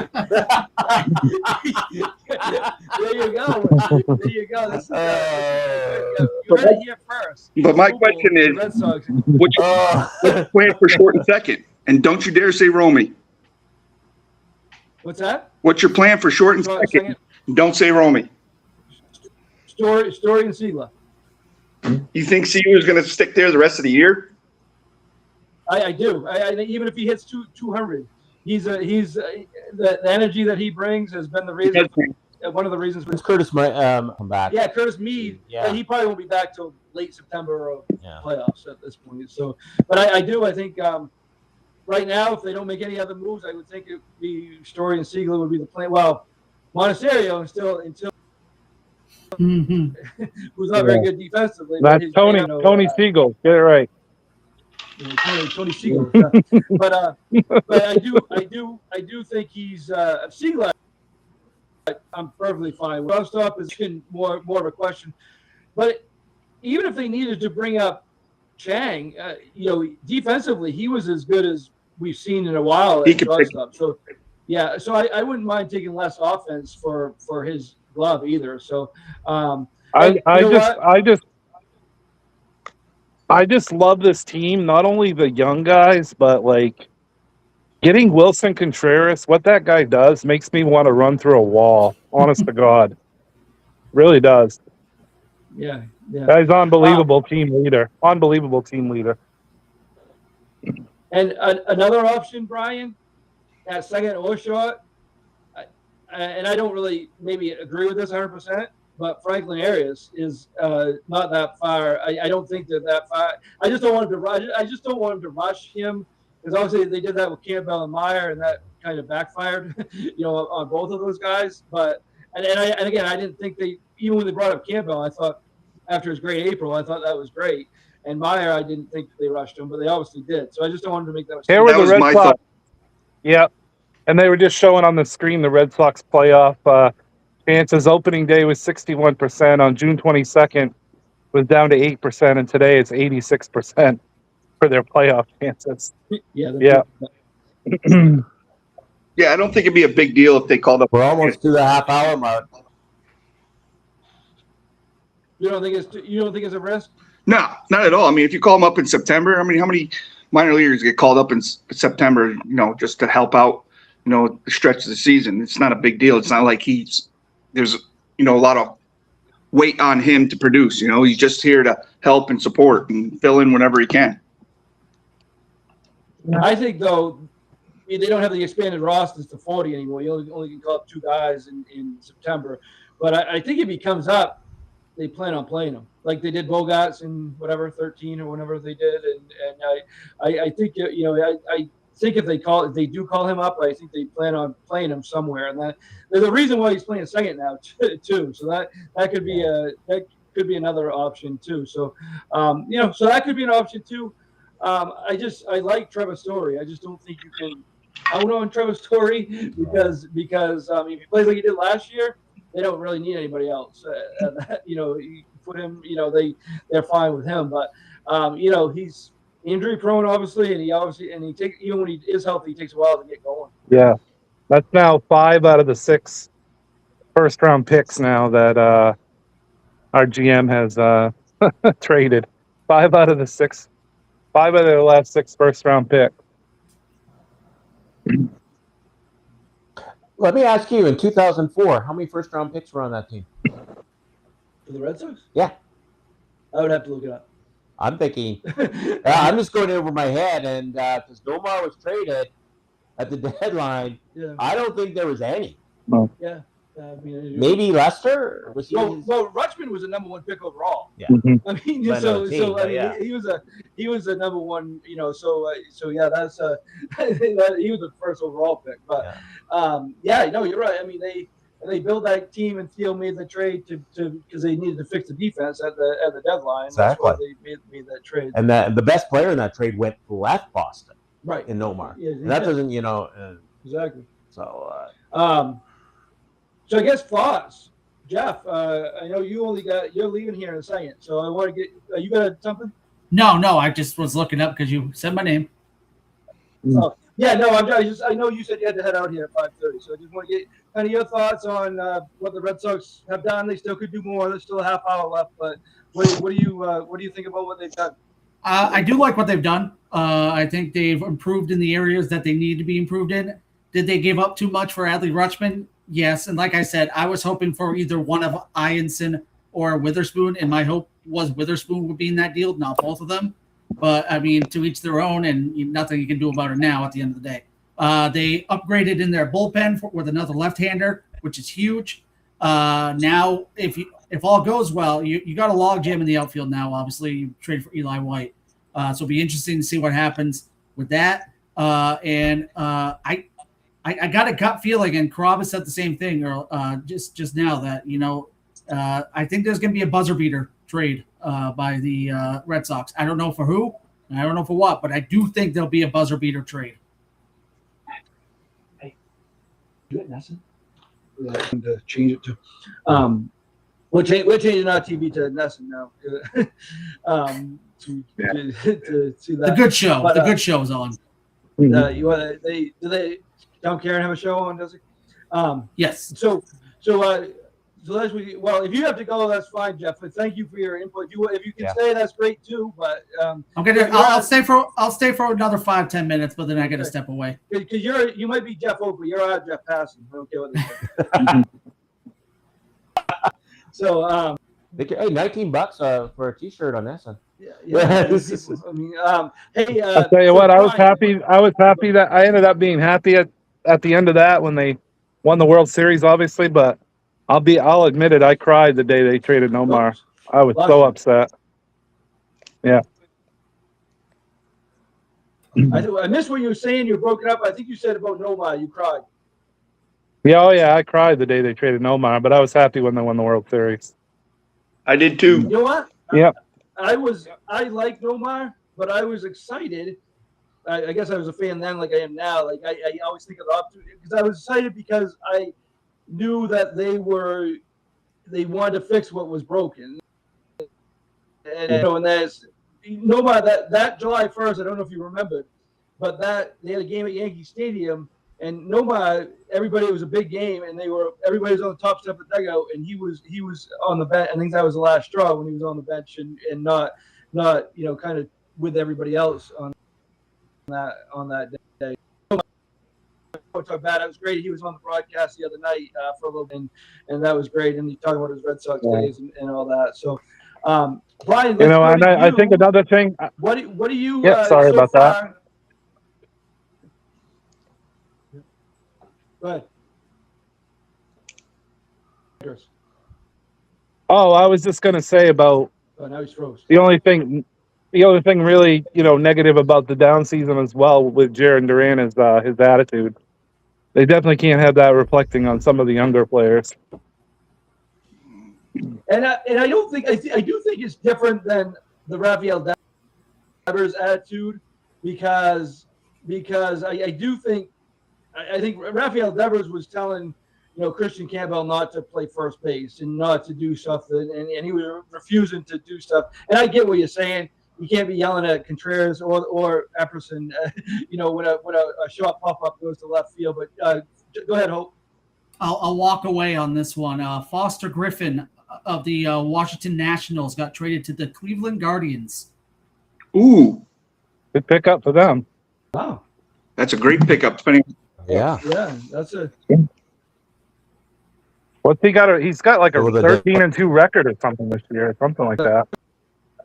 no, he's a good pitcher. And I'm kind of surprised because doesn't he have years left, Jeff? No, I believe this is his last year. No, Foster now does not. Yeah, they were trying to get to an Wanted- extension. Oh. Yeah. Okay. Well, either way, Cleveland's going all in this year, and wouldn't be surprised if they come back and win the American League Central. But the White Sox have made some deals too. Right in the mix. So that was a big trade. Yeah. I mean, I'm we're in gonna the last. walk out on that note. I'm gonna walk out on that note. Thank you, Jeff. See you, Jeff. Thanks, Jeff. So that was an interesting trade. So Brian, let's go to you. I kind of know what you think of some of the moves, but what do you? I guess look at it as the 2026 instead of what the 2026 Red Sox look now compared to yesterday at this time. I think I'm not a huge Breslow fan, as you know, but some of the moves that he's made put us in a really good position. He's made some really, really bad trades, but the way our roster is built right now, I think it's sustainable and it's easy to add to. There's a few pieces we still have to get rid of. We got to figure out what we're doing pitcher. We're going to have a dozen pitchers next year on the roster. I mean, but count all the guys on the deal between Sandoval, Houck, Cutter Crawford, all those guys, Oviedo. I mean, what are we going to do with all those guys? So hopefully that gives us some trade trips come this winter and we can pick up some pieces that we need further. But I think we're in a really good position to sustain this for a long time. Yeah, well, we say that about pitching depth, but this year it was, even despite all the pitching they had, they still had to dig down and get Eduardo Rivera for a few. If you Toronto spring training lineup for pitching, they were fourth and fifth pitcher times this year. And and they got Patrick Sandoval back at just the right time, and he got some stats in, but he's still not able to go deep in games. So they kind of I guess one way to look at it, we have enough pitching depth, but another way to look at it is they get a piece or two out of that, and go ahead. How long before? Because we've seen it quite a bit this year. I'm really over the reliever starting games and then bringing in the starter, inning or two later. But we've seen quite a bit this year where, especially Seattle, they've done it, is where they've just had two pitchers the entire game, two starters, break the game in half with your two starters. I think that's going to start to catch on a little bit more. Kind of did that with And if so, Rivera there for please. that too. They did that with Bayo. But yeah, I Bayo's think one of you're the best guys. Oh, What? that one. Twins acquiring Jeff Hoffman. A's. Oh, that's a guy you Passan. Jeff Passan's reporting. which a big move for the Twins means they're staying in the mix. But we made fun of Hoffman when he closed up, but he was and actually the bad thing for him though, he might be the closer in Minnesota. He's not a closer. He just doesn't have the mentality for it. But you put him in a situation as a setup man, 7th, 8th inning, he's money. Yeah, and that kind of shows that the Twins are still in the mix here, and showing Adley Rutschman's highlights on Nesson. Chris, I just see the top of your head. But, yeah. there you go. Hey, so the Red Sox right now, the 2026 Red Sox, maybe compared to yesterday this time. I feel good about how things are for the rest of the season. Obviously, they're going to have so much pitching going in next year. Going to have to do something with that. But I just saw a quote. This one's for you, Brian. I just saw a quote from one of our other chats. Somebody said on MLB radio, they were saying, hey, pay attention, all you MLB teams and you GMs. If you want to get a bunch of top prospects without giving up much, reach out to the Boston Red Sox.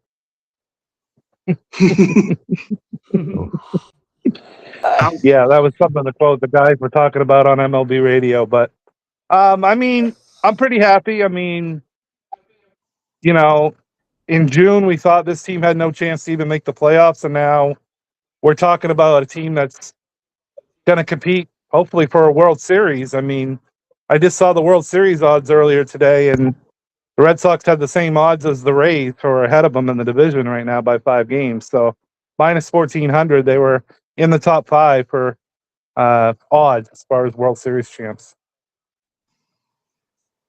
Yeah, no, and they, obviously we know who's the top favorite, the Dodgers, as they should be. But the Red Sox are right in the mix, and I just don't, hey Brian, I kind of heard you give. That was different. You froze there. I didn't hear you. I said I heard What'd you say? About Breslow. I have. Yeah. Which is I have, but I'm still not over the Dustin May for James Tibbs trade. I'm still not over that. That's just gonna burn in my soul for a long time. But I think he set us up for sustainability is the best compliment I can get him right now. Yeah, and obviously they have given up a lot. Definitely given up a lot. But they haven't given up Franklin Arias, and which is something. And again, would we really be surprised if after today, he's up in the next week or two at this point, because and he's one of the big moves. Did Costas fall off a map, or did he drive off a cliff? What's going on there? He's had 3 injuries since last. I don't know. I think he's down there hanging out with Roman Anthony down at Fort Myers. So I mean, I don't know. I don't think it'll to do much, but I mean, with full trade. Evaldi not going to be traded. okay. Trade clause. So, Can we just talk about how ridiculous that is, that Roman Anthony thing? My God. I mean, you think you think somebody like Wilson Contreras, anybody like that would be sitting out this long with that kind of injury? Never. No, I don't. I think I do. I agree with you that this seems ridiculous, and there's a reason why they sent him to Fort Myers to get him out of there.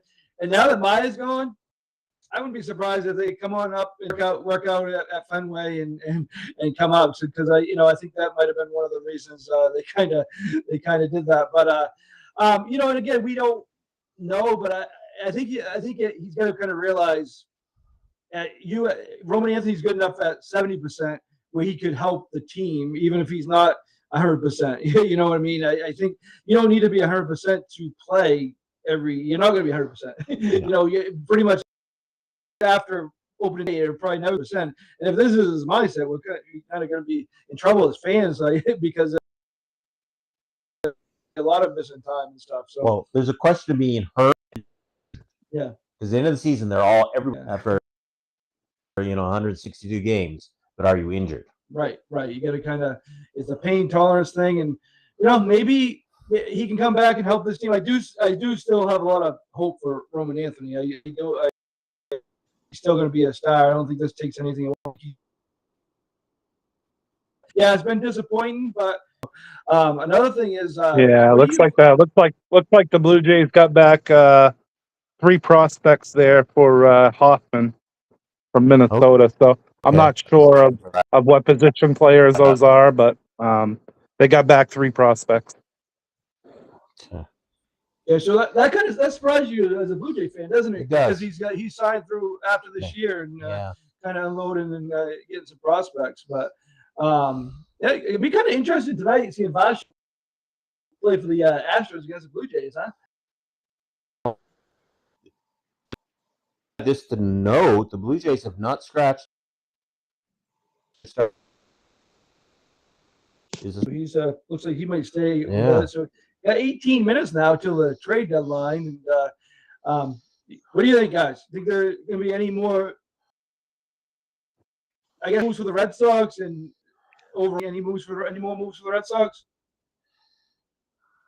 I mean, I'd be a little shocked that there was a lot of talk about just about any team trying to acquire C.J. Abrams from the Nationals, but at this point, I'd be kind of surprised because it sounds like the asking price might be a little bit too steep. He's got a couple more years. Yeah, I don't even know if. Yeah. I don't even know if the Sox have the prospects anymore to get Neto if they wanted to try to trade for him. They have areas, but what are they going to throw? Yeah, I don't know. I don't know what they would have left to throw as far as Neto goes, and they probably wouldn't have enough to get Abrams either. So no, not even close. I think Abrams would take what? Yeah, Abrams they would don't take have more enough. than Neto. I think. Yeah. I think he would take. Oh yeah, more to get. Yeah. Yeah. So I mean, you just look at just the value of early going for Myers. for Mead. Curtis Mead. I didn't know you guys were. I didn't know you guys were together. What are you guys in the same house? Yeah. Yeah. Oh, you're at Fred's house. Okay, I got you. Yeah, Yeah, we're live from Northeast Lambeau Field. And Brian's right down the street from us. The only one not around yet. So you and Jeff were you're in Old Town and Jeff was in Bangor, but yeah. But you know what, Maya, I hope he does well in San Francisco. I think that's good to get him out of Boston. And again, even if he has a great career, I think this was a trade that needed to be done, and I think this and they got something back for him that could help this year. Yep. Good for try. You mentioned to see another lefty reliever, so they got one in Miller, a pretty decent one, so that should help. They did. And there'll be some moves coming. Yeah. So, Fred, what are your thoughts though? I kind of disappointed they traded Hoffman.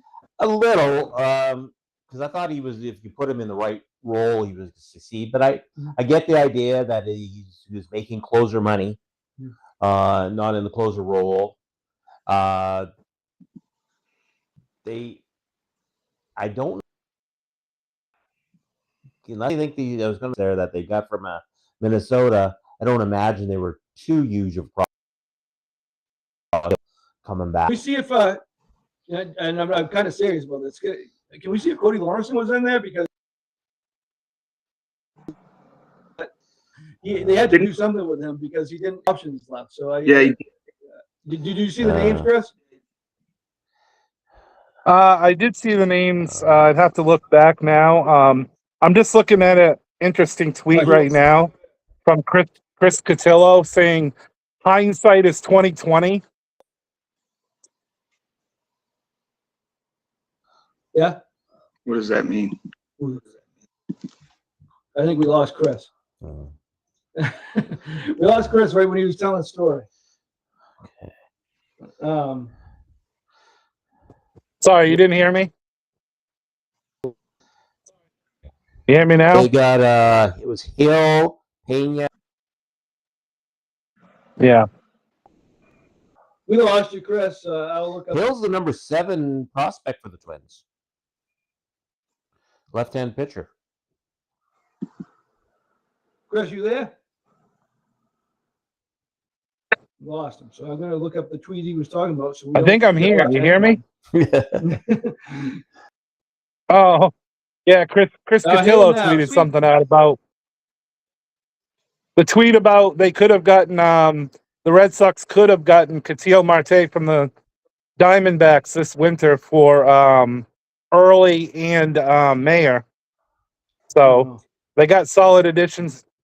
They still got solid ads, yes, but it's interesting kind of like to look at it this way. Yeah. Yeah. Yeah. Well, you keep breaking up, but I think I get what you're saying. They could have traded Maya for Marte in the off season. Yeah. I think I got the gist of what you're saying. Yes, they could have traded Maya for Marte I don't. off season, right? Yeah. Yes, so correct. They could have. They could have traded early in Mayer for Marte. Yeah. Yeah. So that's now they got Eric Miller and me for Meyer and Early. So definitely, if they could have done that, that would have obviously been better. But again, that's hindsight now, and can't do much about it now. But and again, they didn't. I don't think they expect. I think they expected Meyer to have more value too at this point in his career, also. But So the number 7 and number 17 prospects from the Twins, and Pena is not in the top 30. And those are Klein and are both pitchers. One's a right and one is a lefty. So Jays are building their depth. Yep. So they building their depth, and so yep. Yep. Now it looks like Lars Nootbaar going from the Cardinals to the Diamondbacks. Okay. Yeah. That's not bad. I don't think he's done much this year, but he's definitely has. He's a rental, is he not? I think so. Yeah, I think he'd be a rental. They were looking at trading Burleson, which would have been kind of crazy. Burleson's been like their best player pretty much this year. Well, Walker I would say is their best. Yeah, player. Walker's been good too. Yeah. So I mean, I'm just looking at some of the Red Sox. People. I'm actually surprised how positive people are online, because usually they're not. No matter what happens, but I do see a lot of more positivity than I thought I would see at this point. But again, this is it shows they're trying. We want them to trade prospects to help them win now, and that's what they're doing. I agree with Brian after seeing Ianson in person that I think he's going to be very good. But again, you have to give up very good if you got to kind of take chances, and if you want to win now, and they definitely have done that, and we'll see what happens. Hopefully, Rutschman comes back. Gary might be going on a rehab this week, and then hopefully back in the next week or so, and that Yeah. would be good. And I agree with what you said. You know, obviously the White Sox made some good additions, but I think the Guardians are going to come back. I think the Guardians are going to take the Central, honestly. Yeah, and you see the White Sox have been very good, and hopefully the Red Sox win another series against the White Sox this week. But The Twins are right in there too. yeah, so Twins, Yeah, they're right there. Yeah. they're one game Now behind. they're one game behind the. They were only one game behind the Guardians. So yeah, Yeah. so they're obviously still in the mix too. I would say probably the biggest surprise of the year might be the Twins. Yeah. Just looking at the White Sox. yeah, White White Sox. Sox. White Sox is the biggest surprise. Yeah. But the Twins are right there. Well, that's Central because I think if you would, I hoped you burned our predictions from the beginning of the year. By the way, Mark. Well, we'll bring it back. I know the AL West hasn't been the greatest, but I was a little surprised to see how long the Rangers have stayed right in there as well. Yeah. Well, you got DeGrom and Evaldi and Goy. You're gonna, you be okay. But I mean, honestly, I think the biggest surprise positively would be the White Sox and the Twins probably in the National League. I don't know if there's any really big surprises. I mean, I think everybody's kind of around where we thought they'd be. And the biggest surprise negatively, unfortunately, Fred, the Blue Jays and the Mariners. I agree. I would say the two biggest disappointments. Because, I mean, I think all of us, after seeing the Blue Jays, what they did last year, thought they would be right back at or near the top of the division. I thought the Royals would do better too. I did too. I don't think they're as big as disappointment as the Mariners and Jays, but the Royals I expected more from. I did to the A's too a little bit. Yeah. I think I picked the A's to go to the playoffs. Actually, I think Jeff Hulk did actually, if I remember rightly. But they don't have the pitching. That's and in that AAA ballpark in Sacramento. Yeah. I mean, big with the exception of the Angels, I mean, everybody in that division's kind of been a disappointment. Right. Well, I mean, Astros now, because I don't think many people expect them. I mean, being first in the division now, I think they might be at or maybe a little bit above. Trading Arrighetti though. Yeah, I mean, that was a pickup for the Blue Jays again. I think what the Blue Jays have done so far, they sold some pieces, but they got a couple of young controllable pitchers back with Arrighetti and Soriano, and got some prospects. I think the Blue Jays right now are having a fantastic, I love what they've done. Considering the situation they were in, they've got two pieces for next year's starting staff there, controllable. They got a Smith they picked up from the Rangers, good utility guy, playing a lot of positions. And they've only given up, other than Hoffman, 4-year control, and they got two top 20 prospects back for him. They've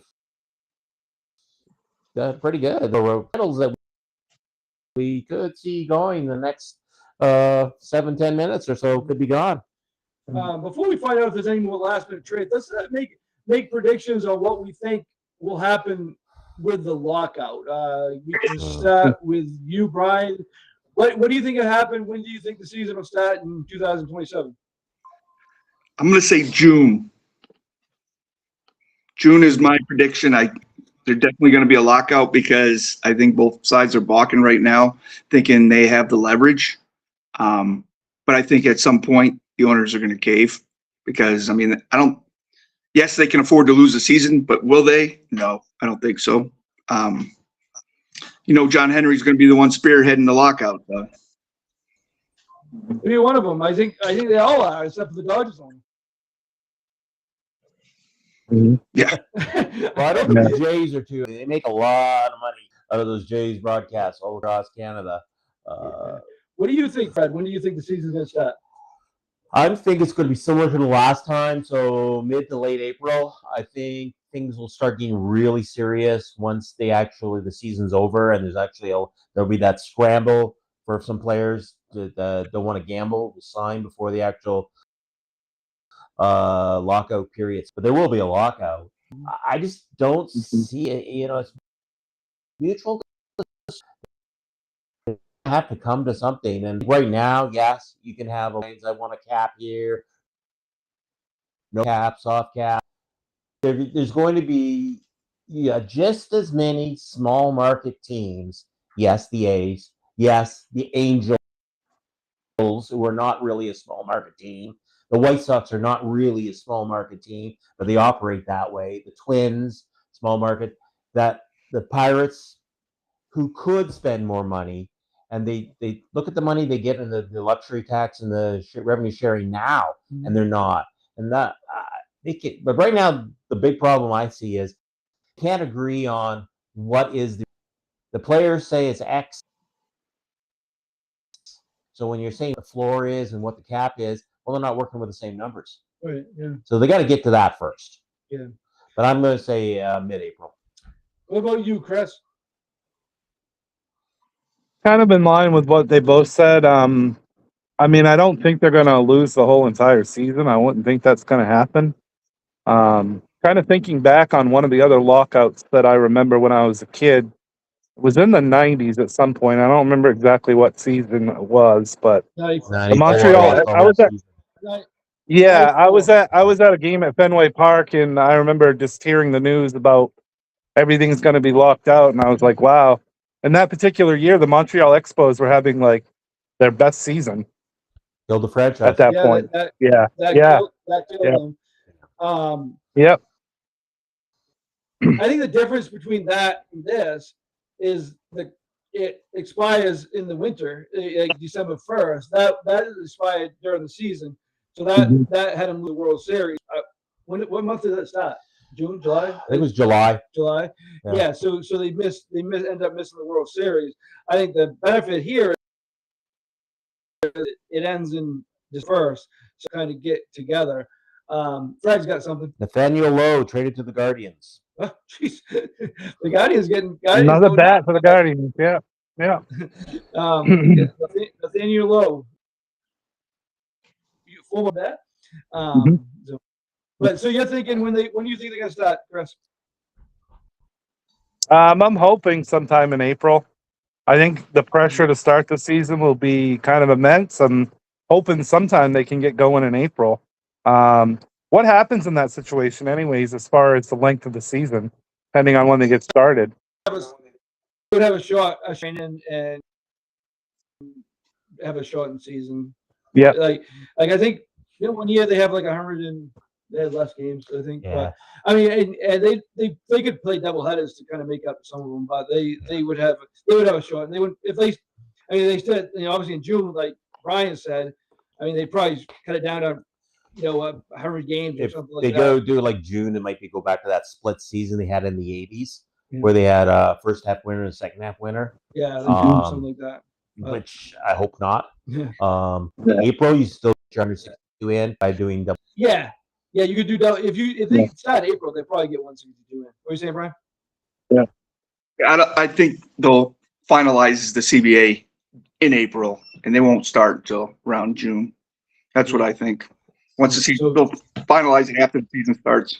Well, should have started.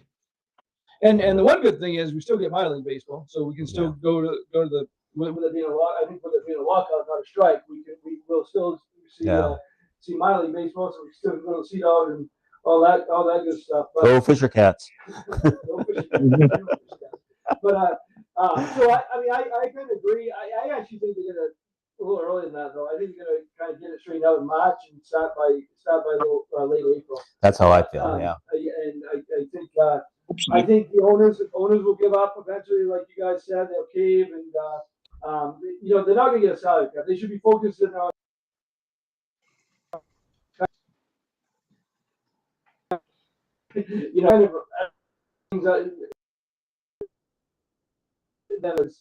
the play union is right now. They never have, so they're not gonna break now. So hopefully we're right. It starts in April. I mean, I hope they settle in February and they can have a normal season, but that's probably unlikely.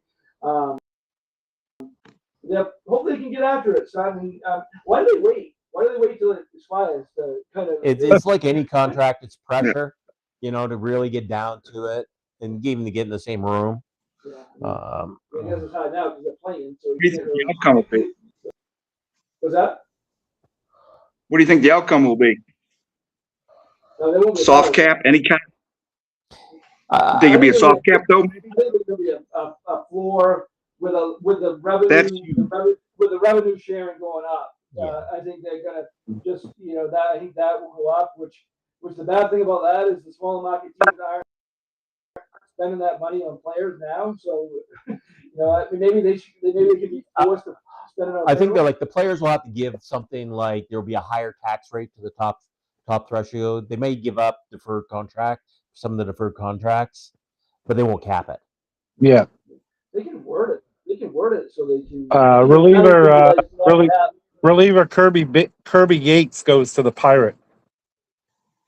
Oh, Yeah. Okay. Good to see the Pirates. Good to see the Pirates trying. Yeah. Mhm. Casey Mize to the Padres. Oh, Casey Mize to the Pirates. Ooh, wow. Last seconds. Yeah. I like the Pittsburgh making moves, but at the same time, they're 3.5 out of the last wild card spot, and those teams that are in the wild card spots are some pretty good teams. I don't see them passing any of those teams. I think they could have made some moves, like some of the rentals. I think they could have gotten rid of them. It's just my opinion, but it's nice to see them making moves. Period. It is, and to your point, the teams ahead of them. I think they can, but the other teams are. They only going to pass one of these teams, but the Padres. So I mean, so Arizona and Philadelphia are the last two wildcat teams now, both very good teams. Mm. And San Diego just loaded up, so they got to pass either taking Miami out of it. They got to pass Another team I thought was going to be a lot better this year was the Mets.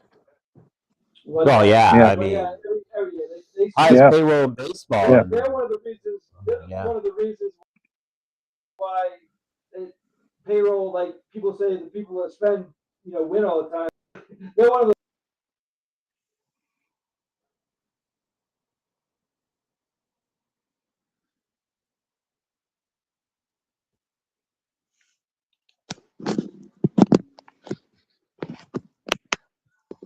Sounded like Mark's audio went out. Yeah, it did. Yep. Mark, your audio's out. You too, Fred. Your audio's out. Yes. Okay. And East, I think they're a big loser because they're not acquiring anybody else. And if you look at it, they just got Garcia. It was really their only acquisition. They didn't address most of their needs. No, Yankees. I'm sure Yankee fans aren't happy. Be looking forward to reading that online later. It's always good. Yeah. They were already ready to hang Cashman way earlier today. It's always good when they're unhappy. They actually have a game tonight. They play the Cardinals, so definitely see plenty of them online later. I don't know if the Red Sox loses of the deadline, but I think definitely think they help themselves. As Breslow pointed out, you're not going to win every trade. He might not win any of them, but he did help. he did help the team, be better this year. Which, when you're 60-51 and the hottest team in baseball, you should be making your team better now. So I think that's good. I think that's definitely a positive. Again, and he has the right mindset, and I don't think he's had that mindset before this year. I think he thought he had to try to win the trade, which obviously he didn't, Brian. In May for Tibbs, he obviously didn't win that trade, but I think he has a different mindset now, where and it's the right mindset, and obviously John Henry gave him the leeway to do whatever he pleased this deadline, and he did it. I really like.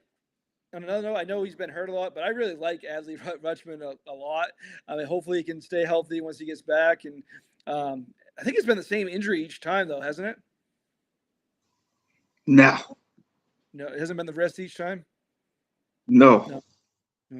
Okay, so it's been different injuries, which might be just as bad. This year it was his ankle inflammation. He missed 10 games for that. Then he had a hamstring. He was day-to-day, ended up missing 3. Then he had a concussion. He was out 8 games, and now he's on a 10-day list, 10-day injury list with a wrist inflammation. Yeah. So I don't even put the concussion in there. I don't even put the concussion in there because it's just bad luck. But that's so. If he can get back and do what I mean, he was the number 1 pick overall when he first came up to the Orioles. They went. I mean, the pitching stepped up, so I don't think he's going to hurt the pitching stuff. A lot of times you worry about that with a new catcher in the middle of the season. You worry about the pitches, but I don't think that's going to affect the pitching at all because he's that good. And so, and interesting note from Brian though, Jake Rogers has been Scooble's personal catcher for a while. So, before the December 1st lockout, they could get Scooble between. What's that? It's been his personal catcher. So he's already running on Scooble in 2027. Yeah, they just showed on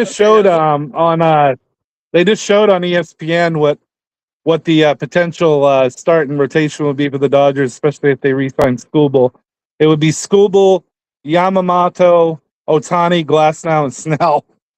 Not a bad starting five, especially when Ohtani's third. They get that's their rotation issue.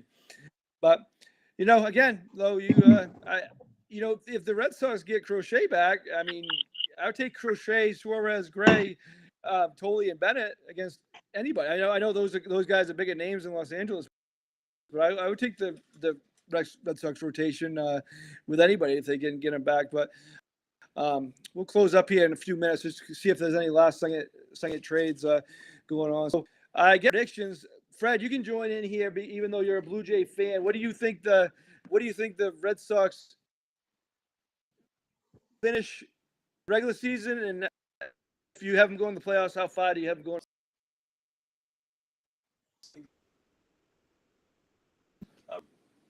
And then once you're in, you just the Yankees will probably squeak in just because. But I think the Red Sox will pass the Yankees at the end of the day. I think they'll get them home field advantage, unlike last year. Mm-hmm. And really, I don't see the White Sox doing anything in the playoffs. Houston could be a problem. So Red Sox, Rays. Nice. And I hope they get home playoff games because since I've had the 10-game season tickets, they haven't been home and for the playoffs. So I'm hoping that's what I'm hoping. I want them to go all the way. But I mean, the first is to get a home playoff series. They didn't get any home games last year. They lost the Yankees. I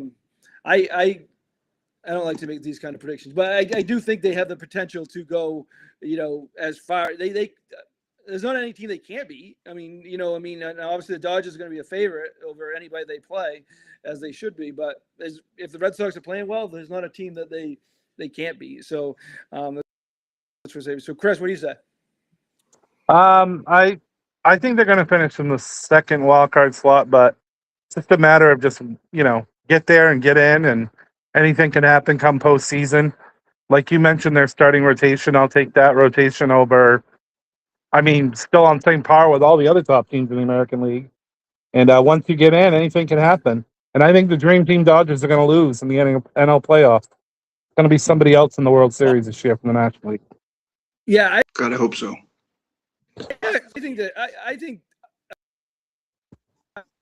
obviously I'm going to be optimistic here, but I think they're only 5 behind the Rays, So I mean, I'm going to say they're going to win the division at this point because why not? The way they're playing, again, things could turn around the other way just as quick as they turn positively. But I am confident in finishing on the Yankees. The Rays will be a little bit bigger challenge, I think, and again, things could turn around. They could, things could happen, and they could struggle the other way. But I'd like to see Milwaukee finally get over the top in the National League. Yeah, I don't care about that. But Brian, what do you say? I think it almost finishes the way it is right now. As far as I think Rays win the division, I think Yankees will be second, and I think the Red Sox will be third. And mainly that's based on the offense. Right now, we are in an incredible stretch, but it's all been timely hitting. And I don't know if we can sustain that the rest of the year. And I don't think we added enough to make a difference. And I also think Judge is going to play a big factor in that when he comes back. What's he going to look like? But I do think that we will finish third behind the Yankees. Yeah, what They did. They did. Hey, what- Yeah, they did confirm as well, Brian, that Neto and Detmers are both staying with the Angels. So they did confirm that. That would have been a nice trade if we could have got Neto and Detmers. Whew. yeah. So, again, I don't think any of these moves are going to break the chemistry they have either. Obviously, I don't think Navarez was big. I don't think I didn't like him, but I don't think it was one of the.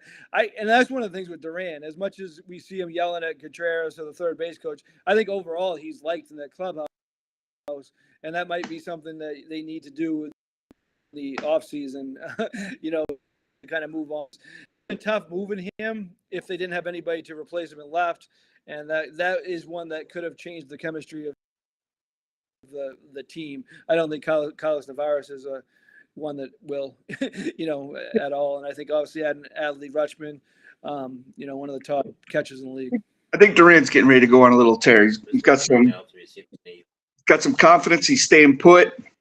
I think he actually had a good. Yeah, he actually had a good weekend. Yeah, he actually had a good weekend. That bunt single maybe he had. Wednesday, Brian, you could give him a little. Yeah, maybe Wednesday, Brian, you can give him a pep talk. Yeah. Yeah, just don't say anything bad. He'll come after you. You matter. Nice talking with you guys. I'm out. Thank you. Yeah, actually, a minute. Thank you, Chris. Thank you, Brian. Thank you, Fred. And this is fun. Do it again. Yeah, absolutely. Yeah, but Brian, thank you for joining. Hey, no problem. Thank you for joining. Had fun. It was fun. Yeah, take care. I'll be passing you in fantasy, by the way. Not happening. Not happening. I got all the pictures. Nobody has any pitching. I have all the pictures. I've unloaded. My new team is going to pass you all. Eesh.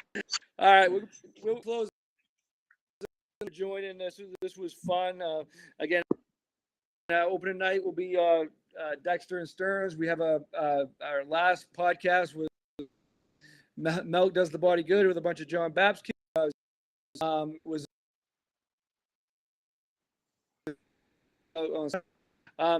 keep following us for all the latest up.